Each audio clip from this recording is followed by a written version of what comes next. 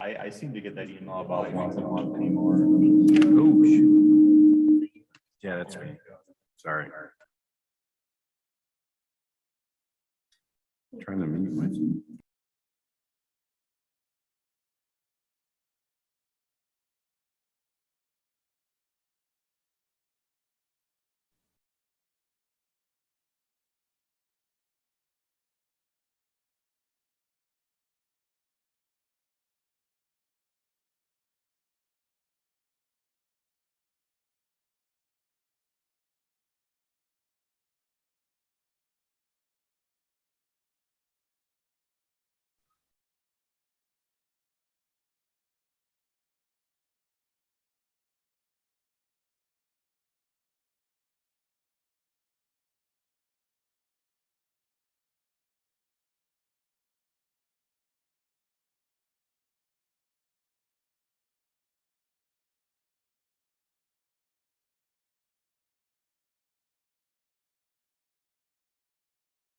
Indianola City Council meeting, February 22nd, 2022. Please stand. Pledge allegiance to the flag of the United States of America and to the republic for which it stands, one nation, under God, indivisible, with liberty and justice for all. Jackie, will you call the roll? Councilmember Hewlin, here. Parker, Present. Dalby, Here. Schroeder, Present. Beach, Here. Richardson, Present. Mayor Erickson. Present. Moving on to public comment. If there's anyone here that would like to speak during public comment, please come to the podium.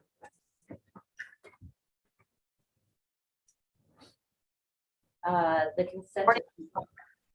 Can I get a motion to approve? Move to approve. Sorry. Second. Second.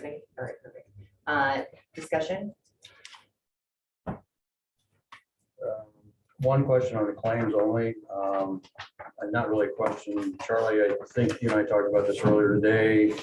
Mid-American Energy for streetlights, I'm assuming that's in parts of town that is now under Mid-American Energy, is that correct? Yeah, this would be for all of these streetlights that are in the territory that's part of Mid-America's territory, not IMU's.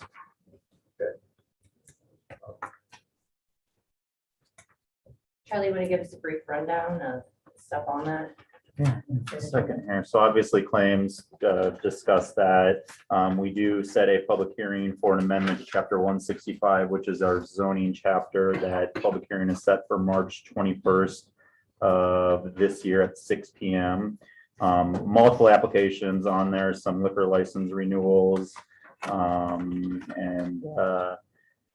a noise permit for the Warren County Speedway. That's something that we typically do around this time of year, but obviously at the fairgrounds, they have races out there and they're required to get a noise permit for that. And I believe, Jackie, correct me if I'm wrong, that our regulations do state they have to be done by 10:30 and they're aware of that Correct. time frame. So, and then a pay application number 20 for the wastewater treatment facility and pay application number 8 for the downtown reconstruction project.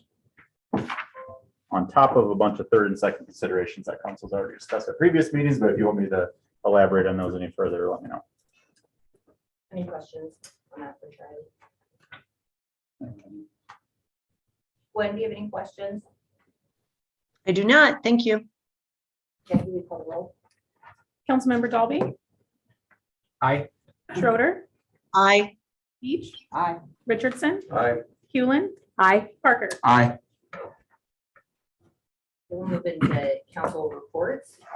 We will have Doug Shaw come up and give us a treasurer's report for January of 2022.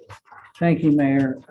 Council members, this report is for the month of January, which is the 7th month of the 21st of 2021, 2022. And before the meeting, I talked to Andy just a little bit because this report that you get has about 40 line items on it. And I know that you all have a lot of interest in some of the details of that. And maybe after you get the budget done and that, we'll have a work session and go through these line items. And there is like 45 of them or something like that. So anyway, I appreciate your interest in in the financial report. This one, again, is for the month ended January 31st. And again, the one thing, the fund balances did grow by about 573,000 over a year ago, January, but they declined about 330,000 from December 21 to January 31st, 22. Nothing major there at all.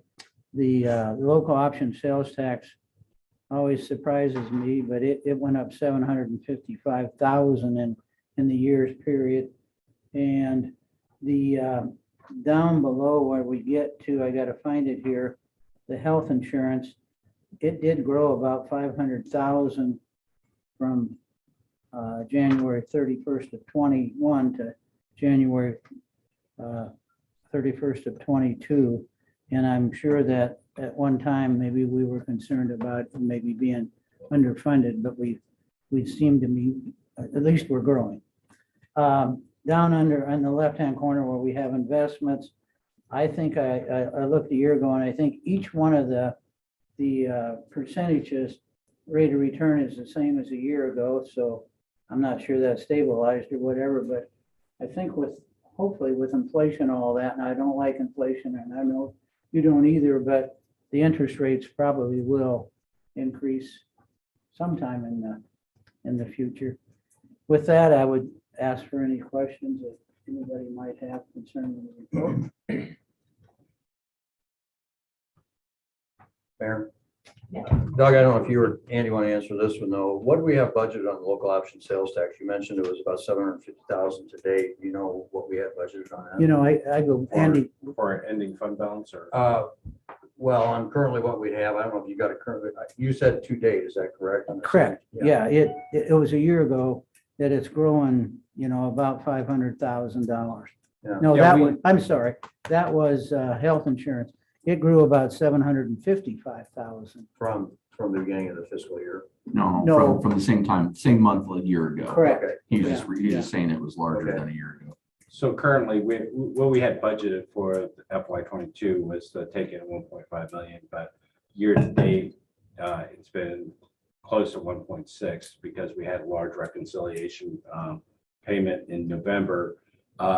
Re-estimated that to close to 2.4 million. And then by the end of the year, at the end of the year, we usually have a special meeting where we do end of year transfers that we have budgeted. And what we have budgeted for local option sales tax is that we have streetscape, about 2.66 million to go to streetscape, 710, which is sewer capital, 550,000, debt service, 100,000, and then the wastewater recovery facility is about 5 million. So we have a large transfer out of that fund for the wastewater treatment plant. Thank you. Questions for Doug? Let the record stand, you started before 5 minutes into the meeting. too, so- Thank you very much. I told you I it told was. him- Gwen, do you have any questions? I do not. Thank you, though. Thanks, Doug. Thank you. Move to receive the treasurer's report for January 2022. Second. John and Heather. All those in favor say aye. Aye. Opposed? Okay, Thank you. Thank you. great, thanks, Doug. Moving on, we'll have Chief Chia come up and receive and file the EMS billing reports for December 2021 and January 2022. Move to approve the EMS billing, receive and file the EMS billing activity report for December 2021. Second. Thanks, Gwen. Hello. Hi, questions? I got more of a, maybe just an ask. So, you know, you'll see those amounts on there, how much we billed for. Mhm. And is there a way that we could add, Chief, maybe like the number of runs so we could see, you know, are we increasing or decreasing as far as the number of EMS calls on a monthly basis? I can give you a rundown for each month. Okay. So the month of January, I can tell you right now, we had 247 responses. Now that's broken down. That's fire and EMS. I can break it down even farther if you want to see that. on how they're coded. Okay, yeah, that'd be great. I just think, I see that amount and sometimes it's tough to determine, how many calls is that really? It'd be nice to see that the number of calls that And- our guys are going out on a month. And the reason I know this, because I just gave a report, Andy had to sit through it Monday at the Lions. Last year, we were sitting at just over 84% were EMS calls out of 2,600. And we're right in, I don't want to say norm, but for a fire department that provides EMS, they're usually in the 75 to 90% will be EMS calls.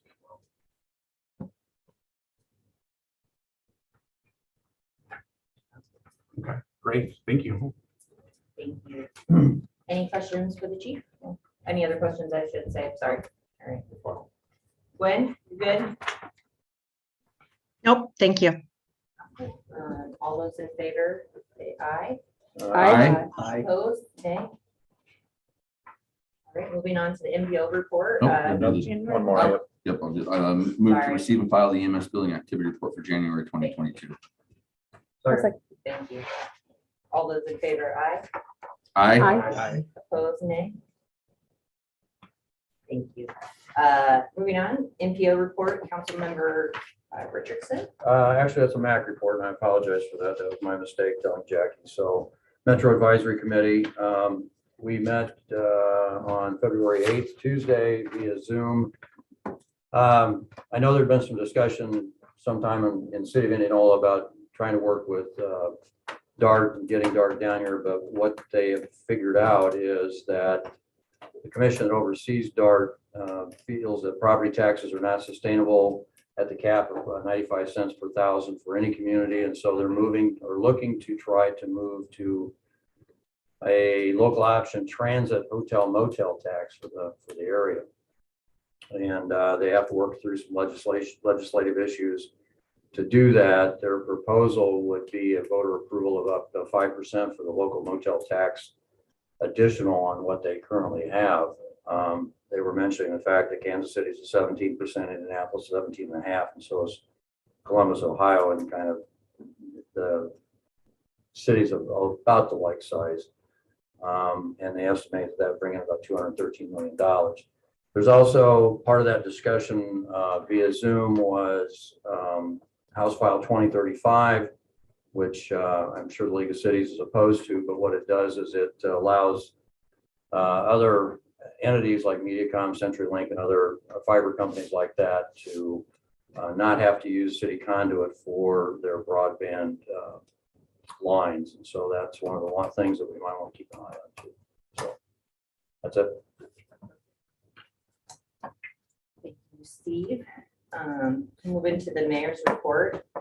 It was busy last 2 weeks, but I'll start with our mayor's youth council members who are here. We have Paige, Lizzie, and Taylor. If you guys want to stand up, they're working hard. It's like me. What day is Bike Fest? 13th? June 11th. 11th. It's close. So June 11th is Bike Fest. We're going to hold that at Irving. Lots of fun things coming out of it. We will have a dump tank. Plenty of us could probably help them raise a lot of money and get our butts in the dump tank, but look forward to that. And you guys have any questions while you're here? I want to thank you for coming. Thank you. This week on Thursday, I'm meeting with House and Senate leadership to go over a bill that we're crafting in regards to utility trustees. It did make funnel, so it will go to floor debate in the House side and the Senate side. It's looking pretty promising. Other than that, that's pretty much all I have. All right, so we will move on to number 8, public consideration, old business. 2022 infrastructure improvements on West Boston, North F Street, and West Clinton Avenue. We will move into a public hearing for that. And Jackie, my notes. Do we need a motion on that Yep. one? Yep. A I motion would move to that we move to open the public hearing. public hearing. I'll second. Perfect. Thank you. All right, so is there anyone who wants to speak on those or Okay. Jackie's? Yeah. I thought we were gonna get through without any mistakes. Go ahead, call the roll. Councilmember Hewlin. Aye. Parker. Aye. Dalby. Aye. Schroeder. Aye. Peach. Aye. Richardson. Aye. Thank you. Now, is there anyone who would like to speak on that?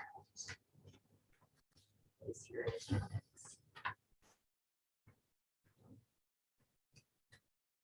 No, AP's got a presentation. and All right, there's nobody else in there.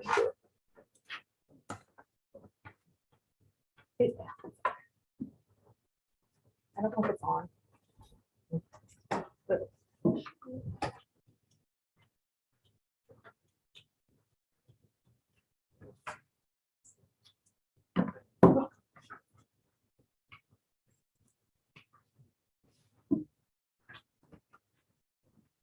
Bank Council, this is AP, Public Works Director.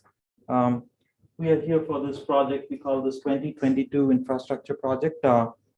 It's been about a year since the council, city council, were exploring other projects, whether we got a notice that we'll receive roughly about $2.3 to $2.4 million in ARPA funding to facilitate infrastructure improvement projects. So we explored, the council explored various projects and prioritized Boston Avenue as number 1 and Clinton Avenue as number 2. Is why we came to decide that these 2 projects will be prioritized first.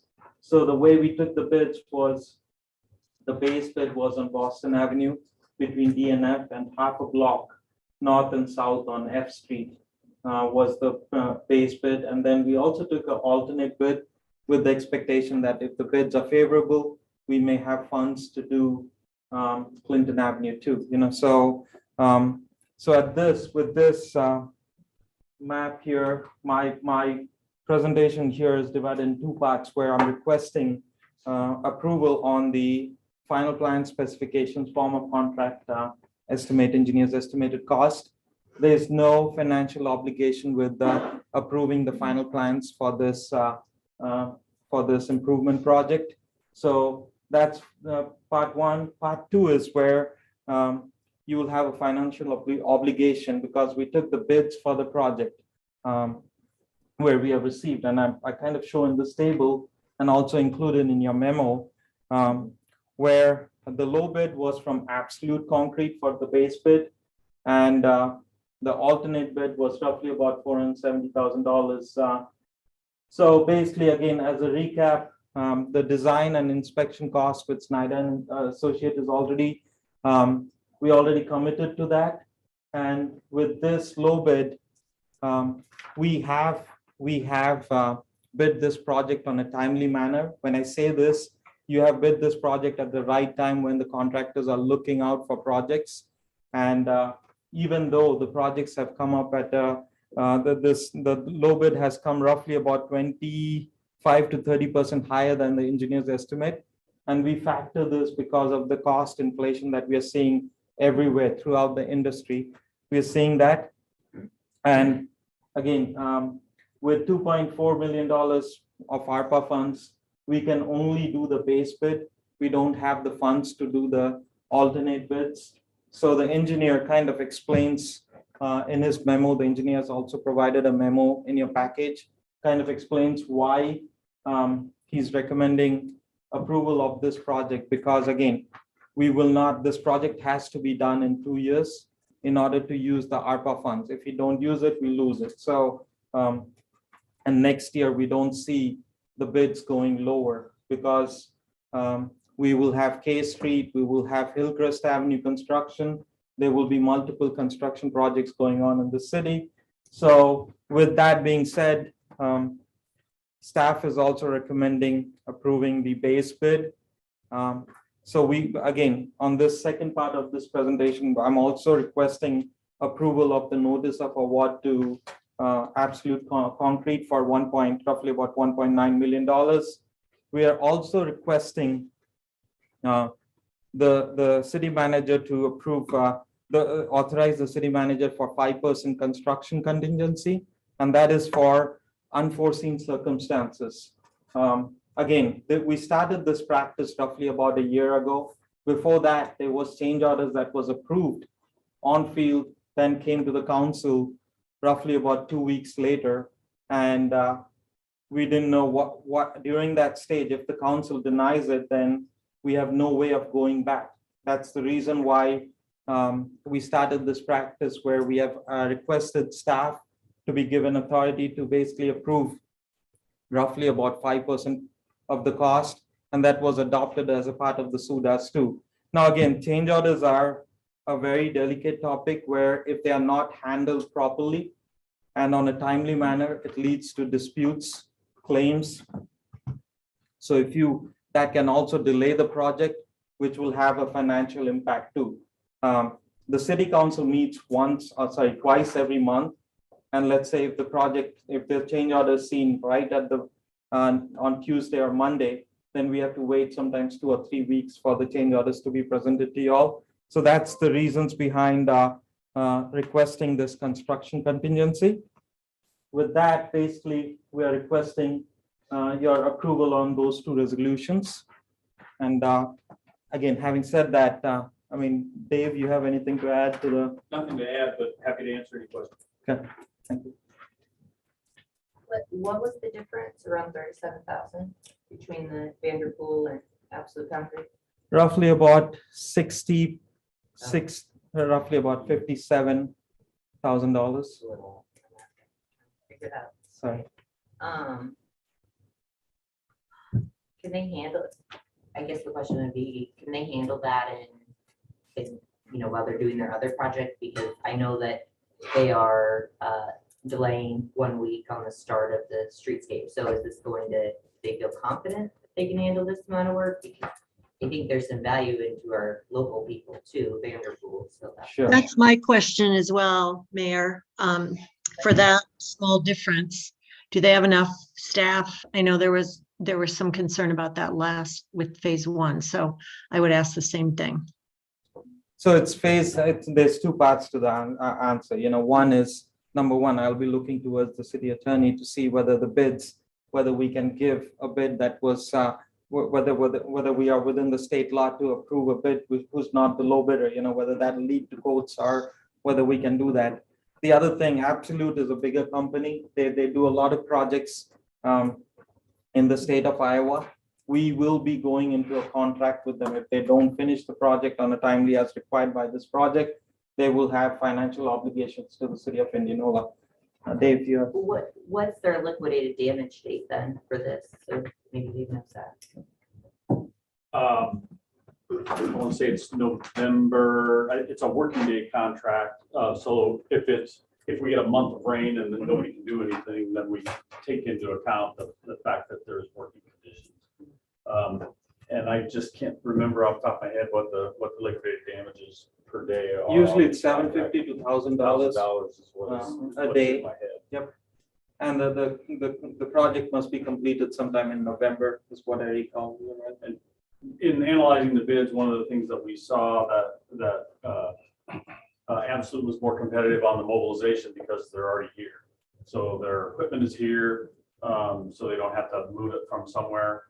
So that doing 2 projects in the same community at the same time, there's actually a savings and a benefit to the project. So, go ahead. Oh, I'm sorry. I was going to ask that. What is, do we have to take the low bid on this? I mean, City must award a contract to the lowest responsible bidder. So unless there's some particular reason why a bidder is, couldn't get it done or has had a bad track record, you've got to. that's kind of my concern.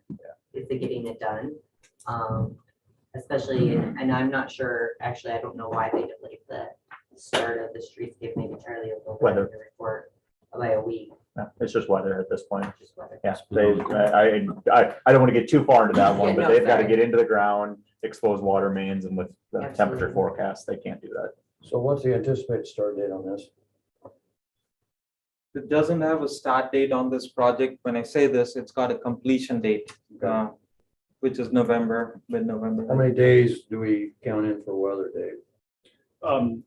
Typically there's a lot of underground work. Mhm. So I look at like a 70%, 70% of the days are gonna be working days for the whole summer. I guess I'd like to know our liquidated damage date somewhere down the road here. Yeah, I mean, absolutely. I think from here on, we need to know that date so that we have a drop dead date. So to It is speak. added to your memo. That's been, the date has been provided in your memo, the memo that I have provided to you. So, Again, it's also a working day contract, so that we can keep track of the days that are able to work. Okay. November 12th. November. Which is different than, no matter what, November 12th, well, Right. we'll be on site every day, making sure that if it's a day that they should be working, and there's nobody here, we're gonna count it as a day against them. The other thing I have, AP, and this is nothing against you or your staff or anybody else, but I do have a little bit, Ron, I talked a little bit about this, I guess, beforehand, but I do have a little bit of a question about authorizing change orders without some of our discussion on that particular issue. I am very, and I've said this many times, and I said it during campaign too, that, I think we've kind of given some in the construction industry the idea that, well, if we make a mistake, we'll just charge the city and they'll go ahead and pay it. And I think that's got to stop. And I want to make it very clear that I will be diligent about that. So just make sure that, if it's something that we ask for, I'm fine with it. If it's something that was not anticipated or can't be anticipated, like our pole shoots on the square, for instance, I get that. But, and I know on the wastewater treatment plant, like the dust control for the summer and stuff, I get all of that. That's all part of it. But if there's something they missed somewhere along the line and they're not providing enough rebar in this concrete or whatever the case is, then I think that's got to fall on that. What we're anticipating on a reconstruction project, one of the things that we run into, there's 34 services, 34 water services, 34 sewer services, and they're done by a various number of contractors over a various number of years. And sometimes that runs into some trouble. Right. So that's why we're anticipating maybe a little more change order risk on this project than, for example, Iowa Avenue paving, where we were paving a gravel road. We had very few change orders. Right. The project came in $84 under the bid when we were all done. So it was, but it was also a very open area where it was easy construction. This will be a little bit more of a challenge. We'll get into driveways, we'll get into sidewalks, we'll get into especially those service connections, utility connections. We don't know what's under there. Right, and that's what I mentioned to Ron this afternoon was true that, there theoretically could be a house who has their sump pump still attached to the sanitary sewer. I understand all of that. I get that. And I understand those things, but I think it's where, somebody misses something like saw cuts, for instance, to me, it's kind of crazy. So, that's something that I think we need to keep track of, but I do appreciate that diligence. I'm going to assume that, and this maybe is not a real question for this, but I'm assuming that you've revised your estimation on pricing for future projects. Well, unfortunately, we do our bid way back about then. 3 months ago, 4 months ago, and we've seen, particularly pipe products are just going bananas. Well, steel is too. I mean, and I get it. And so resin's hard to come by. My understanding is that there's some private developers that are buying their own pipe right now for projects they don't even know when they're going to start. Right. Sometime this summer, and they're already buying pipe. Right. So, well, the kind of reason I'm sorry to ask another question here, but the kind of reason an interesting question is that something that, like for instance, you could get at a reduced price or anything along that line, or is that something that we haven't checked out? I'm working with a couple owners that have the stockpile areas available. That we've got a couple of big projects coming up, and they're contemplating doing the same thing, having a purchase order for a particular type of materials, and then that's they have that available for the project. Okay. The other thing that the AP and I have talked about for maybe the future project is maybe taking a look at paying for stored materials as part of you can do it under the current specs, but it's kind of clunky. Yeah. And we might want to smooth that out, try and pay for stored materials so that we can get they can cash flow Right. better and be more aggressive. So that's something that we talked about, being more contractor friendly, something we can do that won't cost the taxpayer any more money, but there's less risk on the contractors. Right. And maybe it makes it a little more time because things are available. You're not going to find somebody to practice on. Thank you very much for your answer. Appreciate it. No problem. One more question. Have we talked to IMU regarding this, and do they have this in their plans for the year and they cover the expenses of it? So all of this expense is gonna come through the ARPA funds. IMU is not gonna spend, when I say IMU, water is not going to spend anything on their changes. City is going to cover for the storm and sanitary sewer. Yeah. So, So will we have to use any of their staff or anything for that? no, it's anything water related, it's all covered in this construction contract. There may be some fiber. Yeah, there's some fiber adjustments that they'll have to be done, and IMU staff will do some assurance visits. They're not, won't do daily inspection. That'll be part of this project, but they'll probably have some staff time doing assurance visits, especially for connections to the existing system and bacterial testing. They always want to be involved in that. We want them involved in that, but it's not a every day for all summer type of commitment. This is 7-inch concrete, is that correct? 6-inch on the driveways, did I see that right? Yep. Okay. What's the sidewalks? Is that gonna be 3-inch, 5 5-inch? Perfect. Glenn, do you have any questions? No, I do not. Thank you. Anyone else?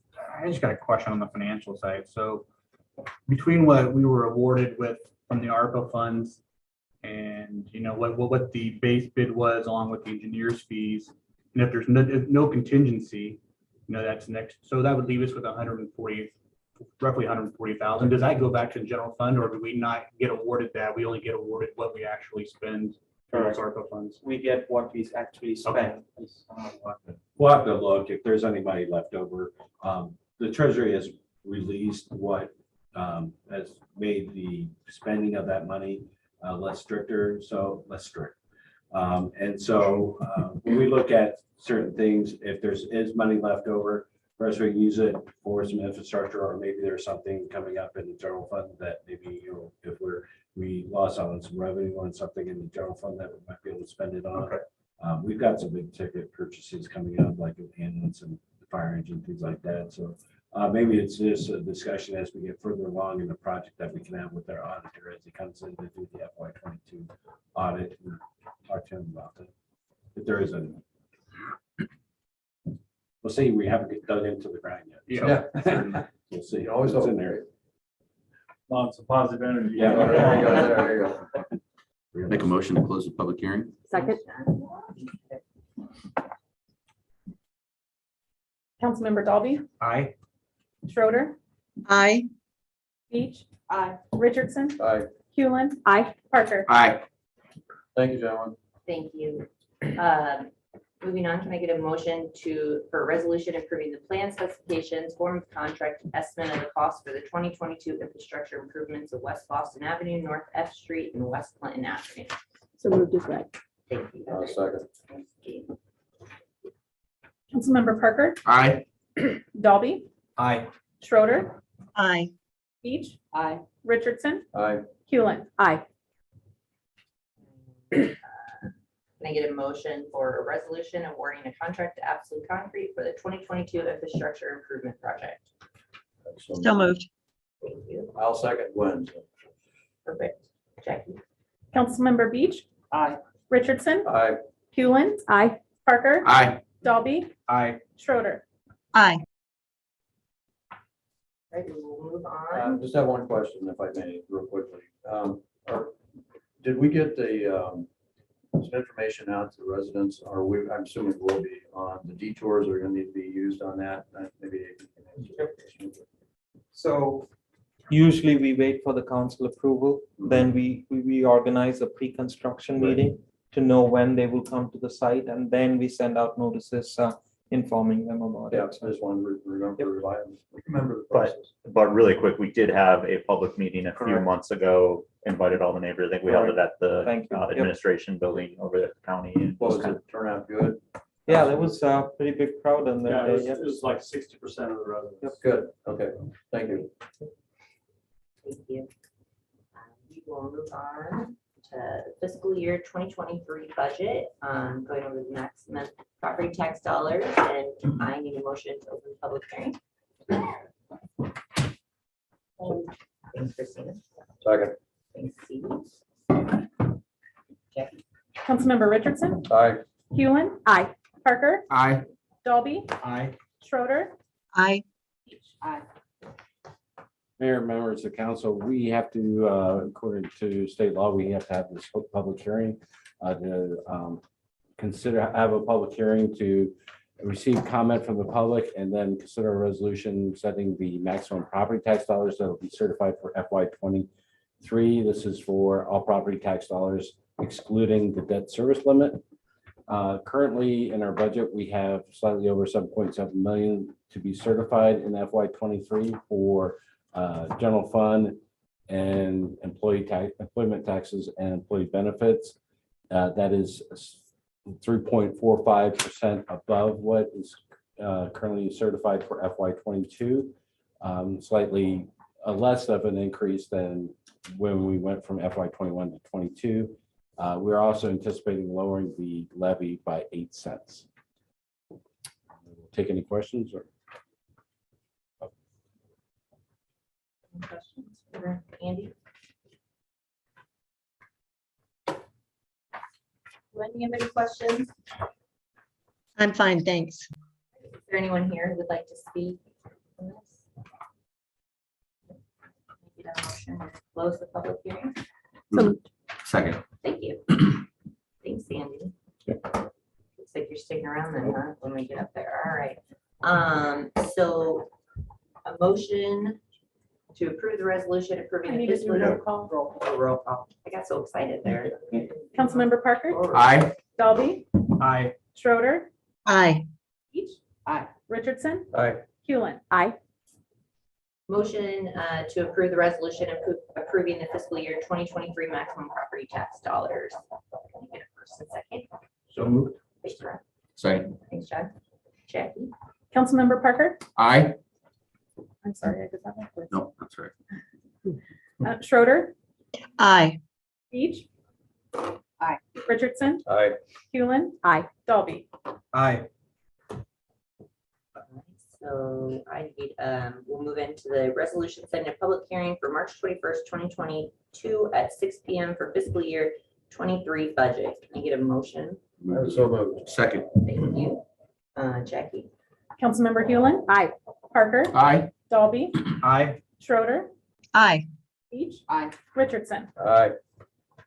All right, we'll move into new business. First consideration of an ordinance amending the city code of City of Indianola, Iowa to add the Downtown Square Commission. Motion. to I would approve make a that. motion for first consideration. Thank you. Second. Thank you. Charlie, you want to give us? Yeah, so a really quick background on this. Since we've been going on the downtown reconstruction project, we have received several inquiries from both property owners and business owners on the square regarding what new regulations are going to be. A lot of this revolves around what is going to be the city's expected kind of design standards that are going to be out as far as if businesses want to put chairs, tables, things like that on the sidewalks. Is there a particular type that we're going to require? We obviously do not have anything in our code right now that specifies that. We do say certain things like, you know, if you do use the sidewalk, you have to have, I think, a 4-foot walking space available to meet ADA requirements, things like that. And then there are parameters that say you have to get into a sidewalk use agreement with the city. But it's pretty general in that respect. Also, I think as council is aware at this point, we do have monies earmarked to do a downtown facade grant program starting on July 1st of 2022, if that is approved with the budget. With that, we do not have any of the parameters for such a grant program in place yet. And that is something from staff standpoint that once we get approval of that budget, we'll start working towards that. So with a lot of that and knowing that we do have a lot of activity going on in our downtown square, and the hope is with both the courthouse and the downtown reconstruction project that activity continues to get greater as we move along. We staff have worked with the chamber over the last year to propose a commission or a group of business owners that can help council kind of guide through some of these changes, some of these design standards, and then with the downtown facade grant program, what that's going to look like. So with that, the Downtown Square Commission, as the ordinance is written, would have a few responsibilities. First of all, they would provide recommendations to the council on new rules and guidelines. And I do want to specify, this is just going to be a recommending body to the council. Council ultimately will have final say on all of this. They could provide recommendations on sidewalk use permits, street use permits, street closure permits, and the facade grant program within the square. And in the future, this isn't something we're looking at this year necessarily, but in the future, if council wants to allocate a pot of money for things in the square, that this commission could provide recommendations to the council on how those monies are spent. So we did present this concept to business and property owners at a meeting that was hosted by the chamber on February 2nd. I will say, I think overall, the feedback we received was very positive. And since that time, I have received many inquiries from business and property owners about when they can apply to be on this commission. So I think we do have a demand there. We do propose a 9-member commission who would be appointed by the city council. The terms would be for 3 years with 3 terms expiring each year. The way that'll be set up is, if we had 9 members appointed right away, 3 of those members will be appointed for 3 years, 3 for 2, 3 for 1, and then we'd start that cycle. So hopefully that makes sense. I did want to stress on this that city residency would not be required. Main reason for that is because we have a lot of business owners on the square who are not necessarily residents of the city, but we did specify that to be on this commission, you have to be a resident, a property owner, or a business owner within the downtown square. The last thing, and I apologize, I don't think this graphic on the screen here really shows it too well, but if you can see the outlined square in red, really the boundaries of what we've considered to be the downtown square would be from Jefferson, from 92 up to Clinton over to C Street, and then down. So if you make that, that's really, if you look at where the courthouse is and where the square is, it would be that area plus 2 blocks off in each direction. So with that, not too much more to add. I'd be happy to answer any questions that the council has. Charlie, I know one of the things we talked about when we were going through, I believe Gwen brought this up, about design standards and stuff when we were going through the changes or the updates on our building code and stuff. Is that something, I'm assuming those would still go through P&Z, or is that something this commission would be helpful with, or? Yeah, so on the design standards, any site plan that goes through, that's still going to go through P&Z to council. That doesn't mean that we can't take it to an additional board, but we cannot, the way the code's written right now, we can't say in lieu of going to planning and zoning commission, it's going to go to this commission instead. I just want to make But sure. yeah, we could do another layer of review if we wanted to. Charlie, Yeah, go. Charlie, I've had some input that this should maybe start out with just owners of buildings and businesses, not, or owners of the buildings, not renters. Was that discussed? How does everybody else feel about that? Just to begin with, to kind of get things up and running. I don't know, there's some owners that don't even live in Indianola. Does that mean they would not be available to do it based on the guidelines? No, they'd still be able to do it Yeah. based off what it said right now. So I think what Councilwoman Schroeder is saying is that it should just be the property owner. So let's say there's a business on the square. A lot of them are renting those spaces. They don't actually own the spaces. And that's, I don't know what that breakdown is, but I know that that would discount quite a few of them right away that are interested in being on it. But ultimately, I think that's a council decision. So I understand what you're saying, Gwen. I'd have to disagree on that. I think we need a mix of both. I would hope that we would have a good representation of owners as well as just business renters, because I think you're going to need that mix there.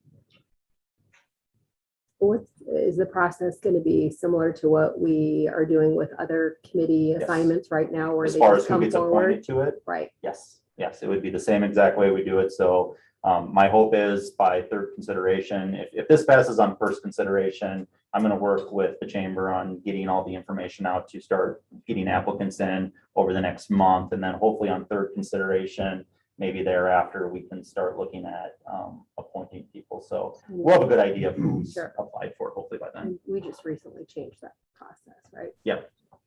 As So that would a, be a- I'm sorry.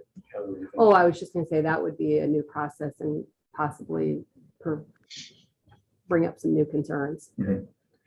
Uh, We recently sold our building at the end of the year here on the square, but there were a lot of situations where we deferred to our leasees because their businesses and what they wanted. And I think, Gwen, I'm gonna have to also disagree. I'll agree with John on this, that I think they need to have that option and serve on those committees because as a partnership, we often defer to our leasees. So I think that's something that you gotta have. You gotta have those people on that commission, so.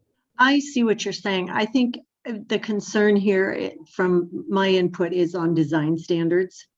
And the types of chairs that are allowed and types of, sidewalk cafe type of thing.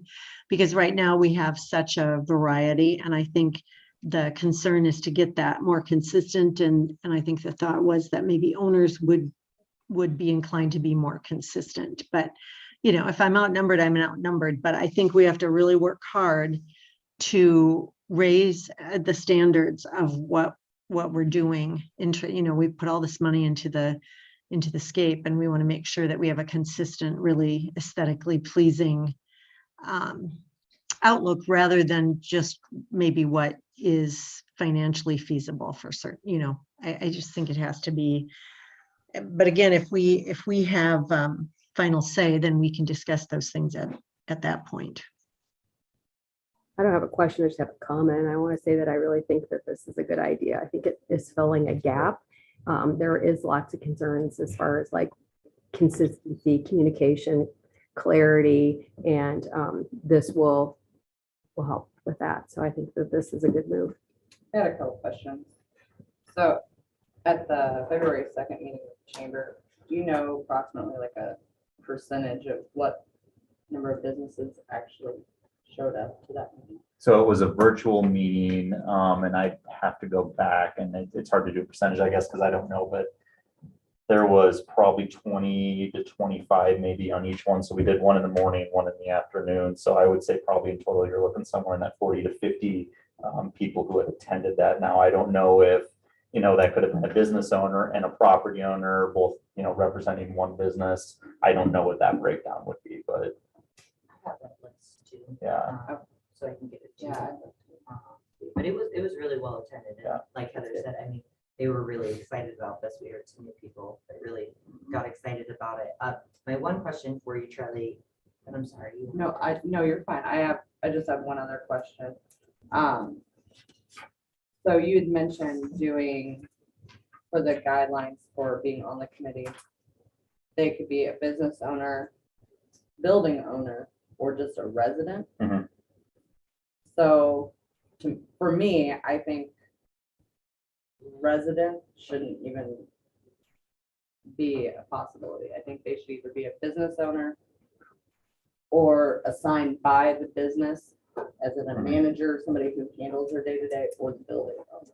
Yeah, and that, let me just give you some background on that. And again, that's up to council if you want to take that out or not. But, one of the things we would hope for as we move along with some of this to have maybe more upper story rental units, people living above businesses within the square. And we just wanted to make sure, I think, that we were covering everybody who might have an interest within the square, that they were able to be on this commission. So that was I'd some of have the to- rationale behind it. Would they be I- able to live on the square to Yes. get on the commission? Okay, Yes. so not just a citywide resident. No, yeah, Okay. they would actually have to That's be a what- resident within that boundary. Okay.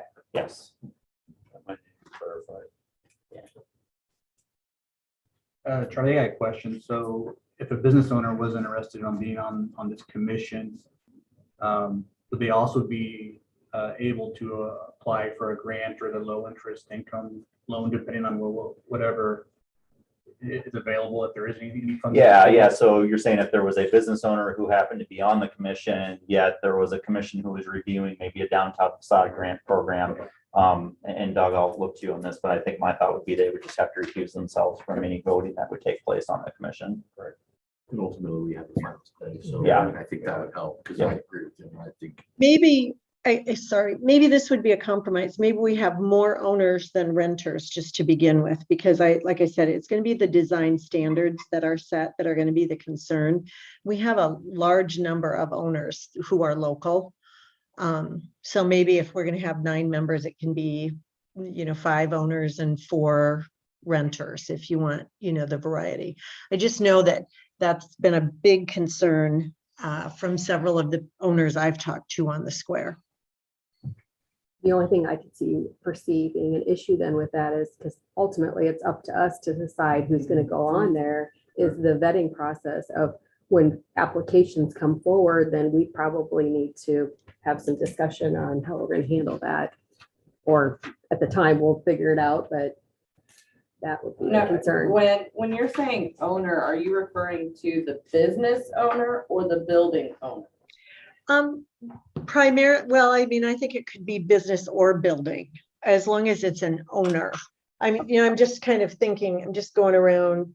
Yeah, I thought you were talking property owner, because I mean, to me, business owner is. Oh, yeah, no, business owner for sure. No.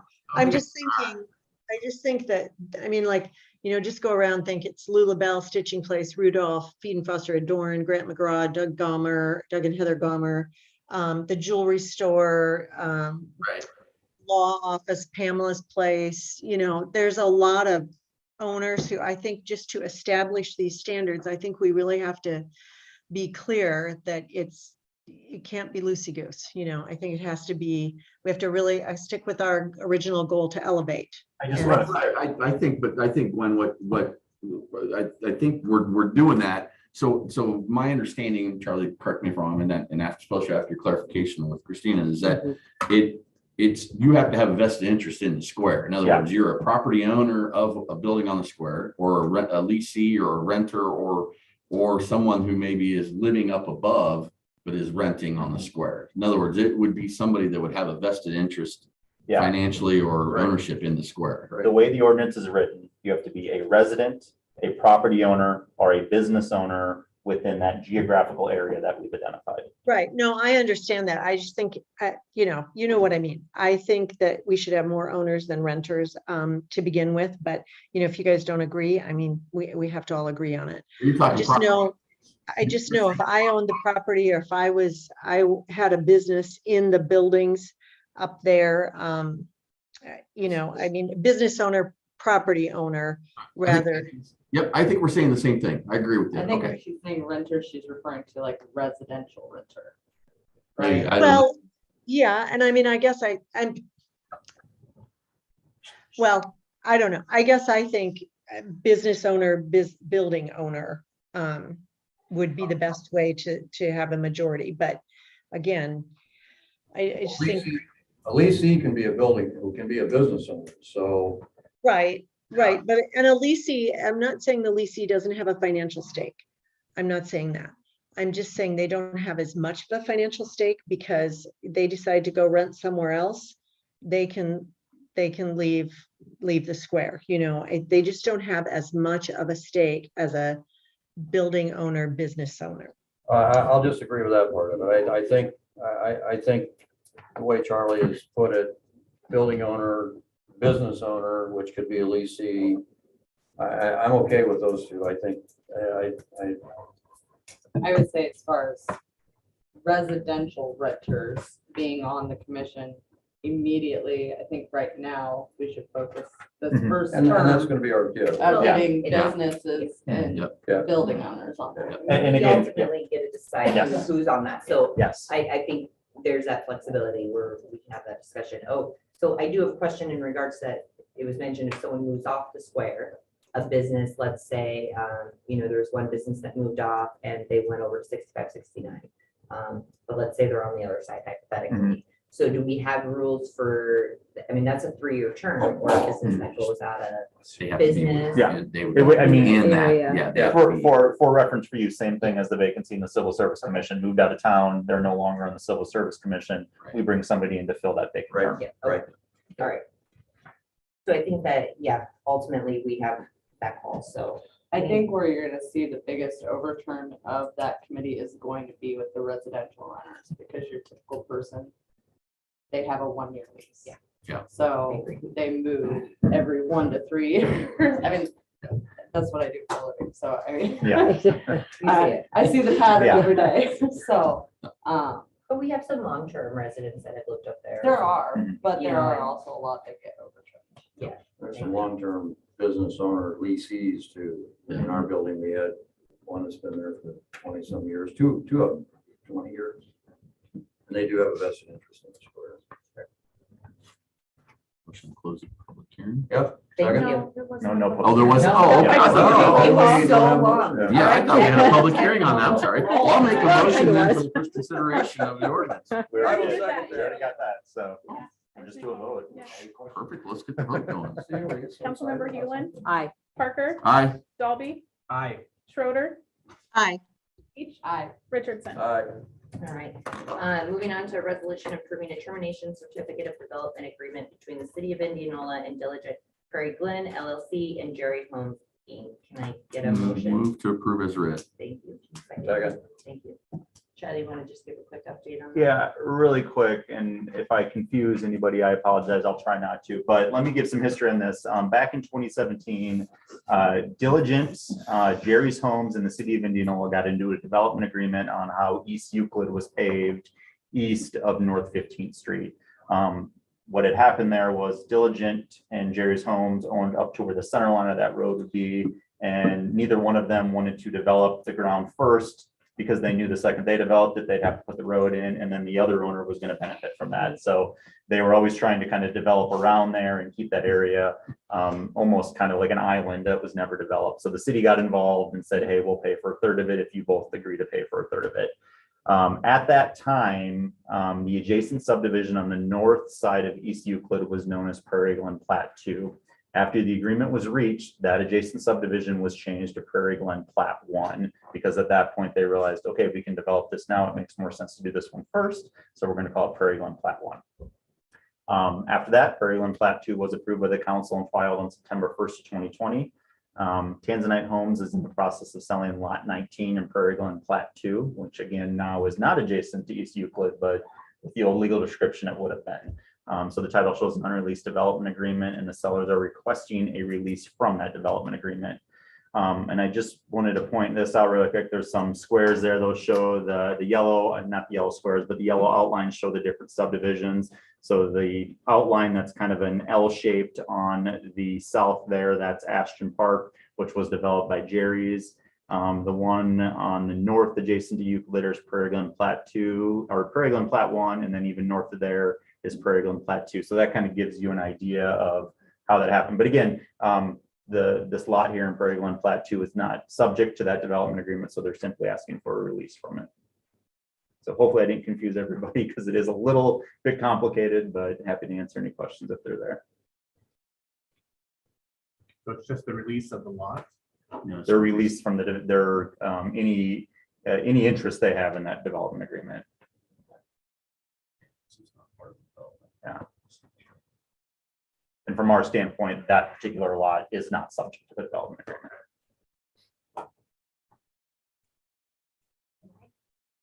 Motion, Jackie? Councilmember Dalby, Aye. Schroeder, Aye. Beach, Aye. Richardson, All right. Hewlin, Aye. Parker. Aye. Moving on to the interim city manager report, Charlie. I'm gonna let Andy and AP go first, and then I'll follow up. Okay. Members of council, mayor, we just wanted to tie up some loose ends for the budget before we finally put that into final form for you for the public hearing on March 21st. First one is a civic organization request. There are 3 columns. First column is the request made by the civic organization. The second one is the average of the surveys responses that I received. And then the third column is the recommendations that we're making. You notice that in the recommendations, we either have it going up to the average amount or the maximum of what the request was. Seeing how this is the first year that we're doing the application process, so that we're trying to conform with the state auditor's requirement on civic organization requests and the spending of city dollars on those requests.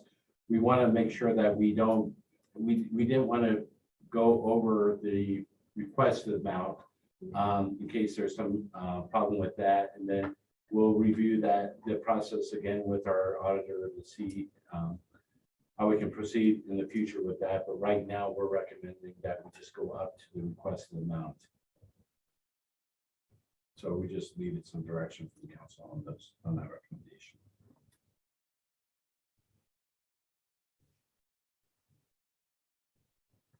So the 14,000 extra from 5945 would just stay in that line item on the budget, then we could use for other things that may come along with certain Right, nonprofits. it would stay in the general fund. Right, but it could be something used that, for Parks and Rec, or Yeah. that's where the other money comes from, goes to. As long as we appropriate in that line item for that amount. Right. For the 60,000. but I guess I'm asking too, though, that if we have another nonprofit come forward, I keep thinking of the Indianola Ministerial Association for some things that they may need to have some help with. Is that something that we could use for that, or is that not something? I'm not sure that would be, I guess I'd have to go to the auditor and find out, because right now we have a policy where Right. they would complete an application. Okay. And So we there's do, a deadline. you know, the Right. whole deadline process and everything, so. Okay. Concern too. Yeah, Yeah. but And I don't disagree with you. I know. Because I think we had that too with ICYF when they came to us and asked to help out with the Helping hand. with the helping hand. We were already had gone through the process, so we kind of, I can't remember how we did that, or It was a 3-year agreement. where Yeah, it we was just spread told out them we over would 3 agree years. for the But next again, year, that is what it was. before Yeah. The state auditor came out Yeah. with their Right. guidelines as far as. Well, making and I, that to be honest with you, I would just as soon as have a conversation about this.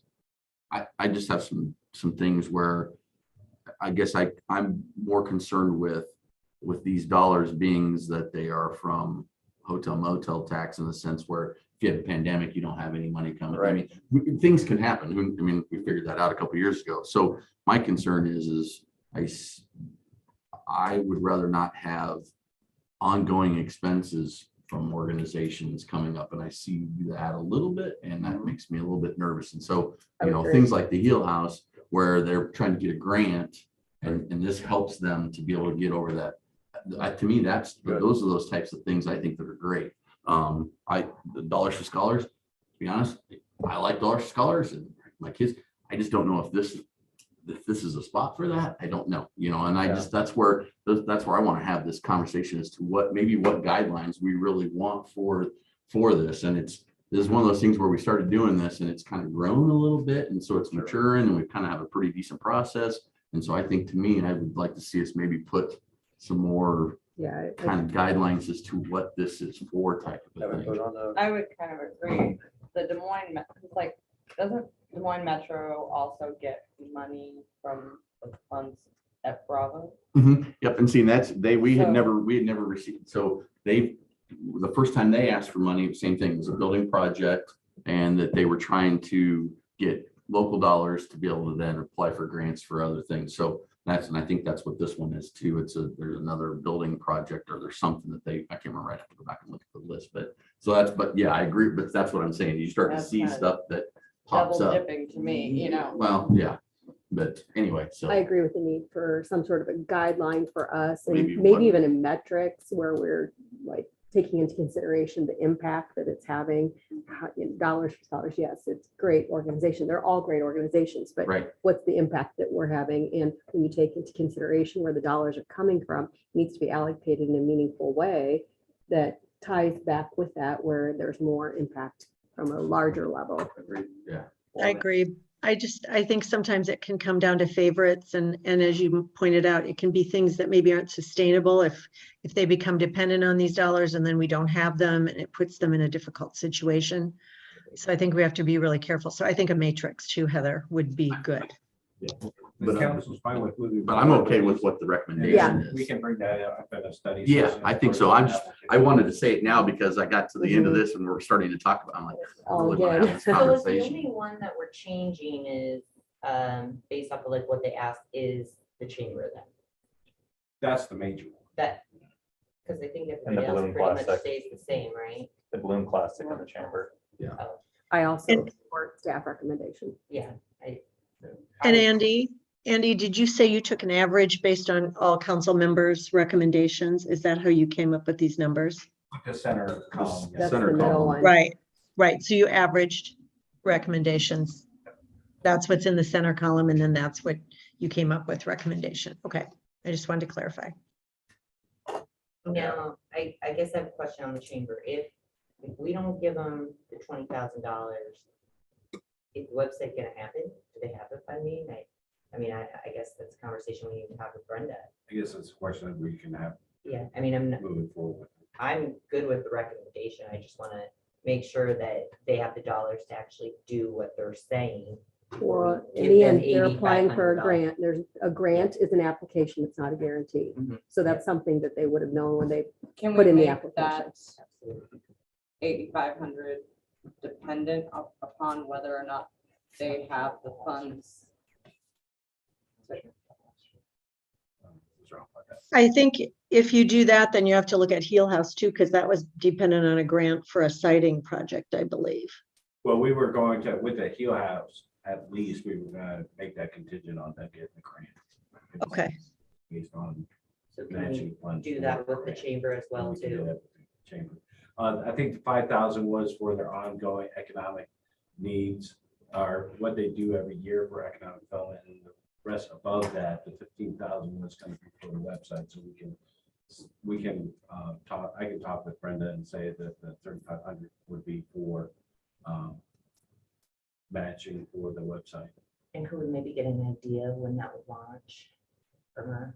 Yes. A contingency, like that it has to launch maybe this year in this fiscal year. Well, and something moving forward, maybe we do ask for some sort of feedback afterwards. Yeah. Just a complete, a date of completion, give us some feedback on the, yeah, Mhm. that could be part of that matrix guideline too. That's a good point. Don't they generally request every year? Mhm. Yep. Some do. Mhm. Yeah, I need more specifics, I guess. I agree with John. I think we need to put that on the, and the other two, putting that on the agenda of the future, but with this, I'm okay with that. For the recommendation. All right, thank you. The next one is the HERDA contribution. Again, just recap, they were requesting slightly over 31,000 for their operating assistance and slightly under 4,000 for the local capital match. The city of Indianola has not given a previous contribution to them. In discussion with other cities that have given to HERDA in the transportation area, you'll see the amounts there that Edel, Waukee, and Winterset have given during FY22. They're recommending the same for their council, the same amounts. I was gonna call Hertha today. I did not get to it, and that's a mistake. I have some real questions about some of the services here in the community, especially with folks at Helping Hand and some other places. And some of our seniors have been trying to use them as well. I've got some real concerns. I don't know if we can put this off one more or not. But I I do certainly would like to have try some to until we get either get somebody down here or some of us make some calls to find out what's going on. So just to kind of, so you guys, so I did reach out to them because I had a couple people bring forward some pretty serious concerns with the fact that they weren't able to get transportation when they needed it. And it's a couple local nonprofits. So what it boiled down to from what she sent me was that were having staffing issues, not enough drivers. They only make trips to Des Moines certain days of the week. So for instance, if somebody has dialysis on a Monday and they're not going till Thursday, well, that doesn't help the person who has dialysis on Monday. And that's even if they're paying the fee Mhm. to be taken up there, and when she was here, she said, any day of the week Mhm. at, anytime during their, transportation hours, that if somebody calls and schedules within a 24-hour time frame, that they will give them that transportation. And to find out, from quite a few people Mhm. that that's not the case at all. I have a pretty big concern with giving any funds. And they closed their office here recently too, right? It was closed for COVID for a while, but they're still based. Oh, they are? Yeah, I thought they moved out into Winterset. I don't know, honestly. They're, Used to have an office on South Jefferson, but I don't know. where it's at the, it's at the USDA building. that where it is now. Okay. I'm quite leery. I know previously, a number of years back, that city manager was contacting them, trying to work with them and said that you need to market more in the community, and they never did anything. And so I think it's really hard when we have people that maybe would use it, but they don't know when to use it or how to use it. I'm concerned, and especially too, when the numbers that she presented to us with the ridership, and then to come in and I mean, that's an awful expensive ridership. Yeah. So I'm really leery about giving anything at all. So do we, you said you need more information I- before I'd you're like to able, put I'm this able off to if we give can. I don't know, guidance. is that- Can we get them? Can we to still come do back this in? within a budget time frame? Yeah, the budget's not adopted until March 21st. I'm not sure what the request is. I mean, just to hold off. I can reach out to her and see if we can have her come back to the next meeting. And maybe field Because some I'd like questions. some definitive answers to these questions, because at I this wouldn't point, go any I would higher than know Winterset. Yeah, exactly. And I mean, I would be okay with zero, but but if we were going to give them anything, I wouldn't go any higher than what Winterset's doing at 5,000. I mean, Right now. if I had to agree to something, that would be as far as I'd go. So. One recommendation that came up when we were discussing this earlier was to give a certain amount and then have them provide some kind of survey in the community to see who's using it and how they're using it and what their response is to using it, but I'm not sure if they're doing that type of survey or not. Right. I'm sure they can run some reports and give us usership, like in the last few months and stuff like that. So I'll reach out to her and see if she can come to the next meeting and see if we get some of those reports or some information. on it. And the problem too is, there's been people in some nonprofits that have tried to get them on a regular schedule, weeks and weeks out, saying, could you do this on a Tuesday afternoon? We've got people that we can, there's 10 families here that we transport every Tuesday somewhere and need transportation, and they won't accommodate that. And to me, that's just crazy. That's what they're here for. Well, and that's exactly right, even in regard to dialysis. Those are regularly scheduled appointments. I was gonna say, since she was here before, when you reach out, or do you need questions? So we're not listening to the same presentation again, or? Yeah. I guess I'm not sure how Yeah, we're gonna no, get I anything think different if We we, just have some questions for her and I'll explain that are, Okay. we don't need the presentation, but we just have a couple questions that we'd Yeah. like to ask her and I think that would be good, because I don't know that we a need. breakdown of, Yeah. ridership and stuff like that, but go over. Maybe if And we just- have a couple questions that Yeah, we know we're maybe gonna just more ask, clarity. Yeah. get them just stuck If you, in, yeah, she if you can email tell it us to me before and you then have. Okay. I can send them off to her so she's prepared and then, What plans are they doing? Do they have any work to try to increase the ridership to people to understand and what marketing? I did ask her about that too, and she had said that they didn't currently have a marketing campaign, but that was something that they wanted to get in the books. But it sounds Yeah. like it's been that way for a while. Yes. it has. Well, they have a problem with drivers. I mean, there's a fair number of retired CDLs that surely step up. I don't know what they pay, but I think the problem is retaining those drivers, but not so much finding them, but keeping them. Our last one is WCDC.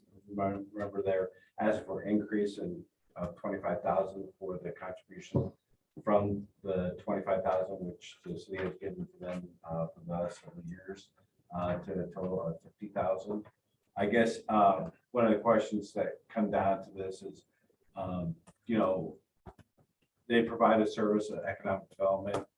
Do we want to increase that for them for economic development? I mean, or do we want to invest more here within Charlie's department, or do we want to use them, or do we? I guess that's quite a discussion. I'm pretty content with keeping it where it is and take that and put it towards adding, you know, planner or somebody. in And we Charlie's discussed office. that at our strategic planning meeting, so I feel like we've already somewhat addressed that. Yeah.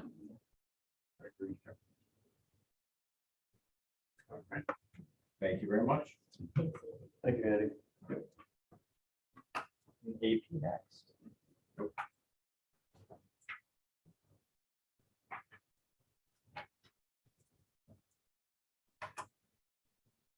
Right.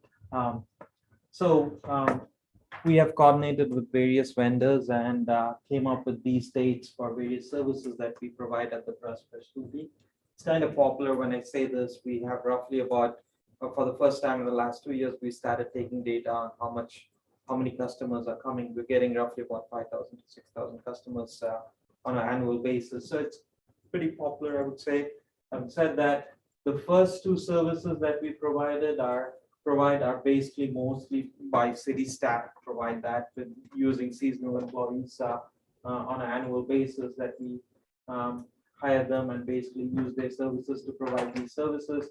And we came up with these dates to provide these services. You know, the last three services are where we use, for instance, electronics recycling. We use K3 recycling, and appliance drop-off too. We use in the springtime, we use K3. In the fall time, we use waste management. For that, where when we use waste management, we also have staff there present there collecting that stuff and putting it in the containers. For the citywide cleanup, in the springtime, we use waste management. Fall time, again, in the springtime, we use K3. No, sorry, I'm getting confused here. Springtime, we use waste management, which is mostly collected in the curbside. Fall time, we use waste management too, but we collect them in the brush facility. And then finally, the household hazardous waste, we use Metro Waste Authority from Bondurant. We use their services to come and collect the household hazardous waste. While I'm providing these services, we will be needing some direction from council on basically the appliance drop-off and the household hazardous waste. Historically, the springtime event used to be a free event provided. I can't remember the name. It was prior to me, HNK Appliances, or somebody used to provide for free of cost, because there used to be no cost for them to collect and recycle the appliances. With the pandemic, things have changed. There's a fee associated. They've gone out of business. We started using K3 recycling. Last year, they quoted us a price of $10 per appliance.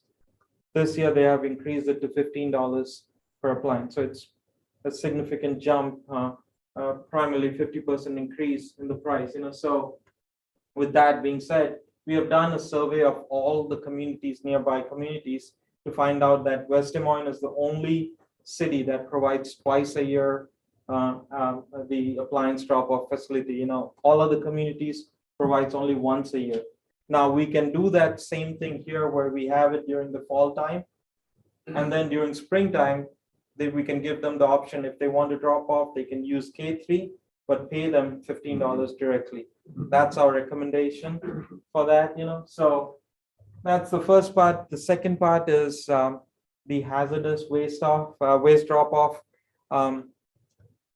Since the pandemic started, we were unable to train our employees. There's a training that is provided on an annual basis, once a year training.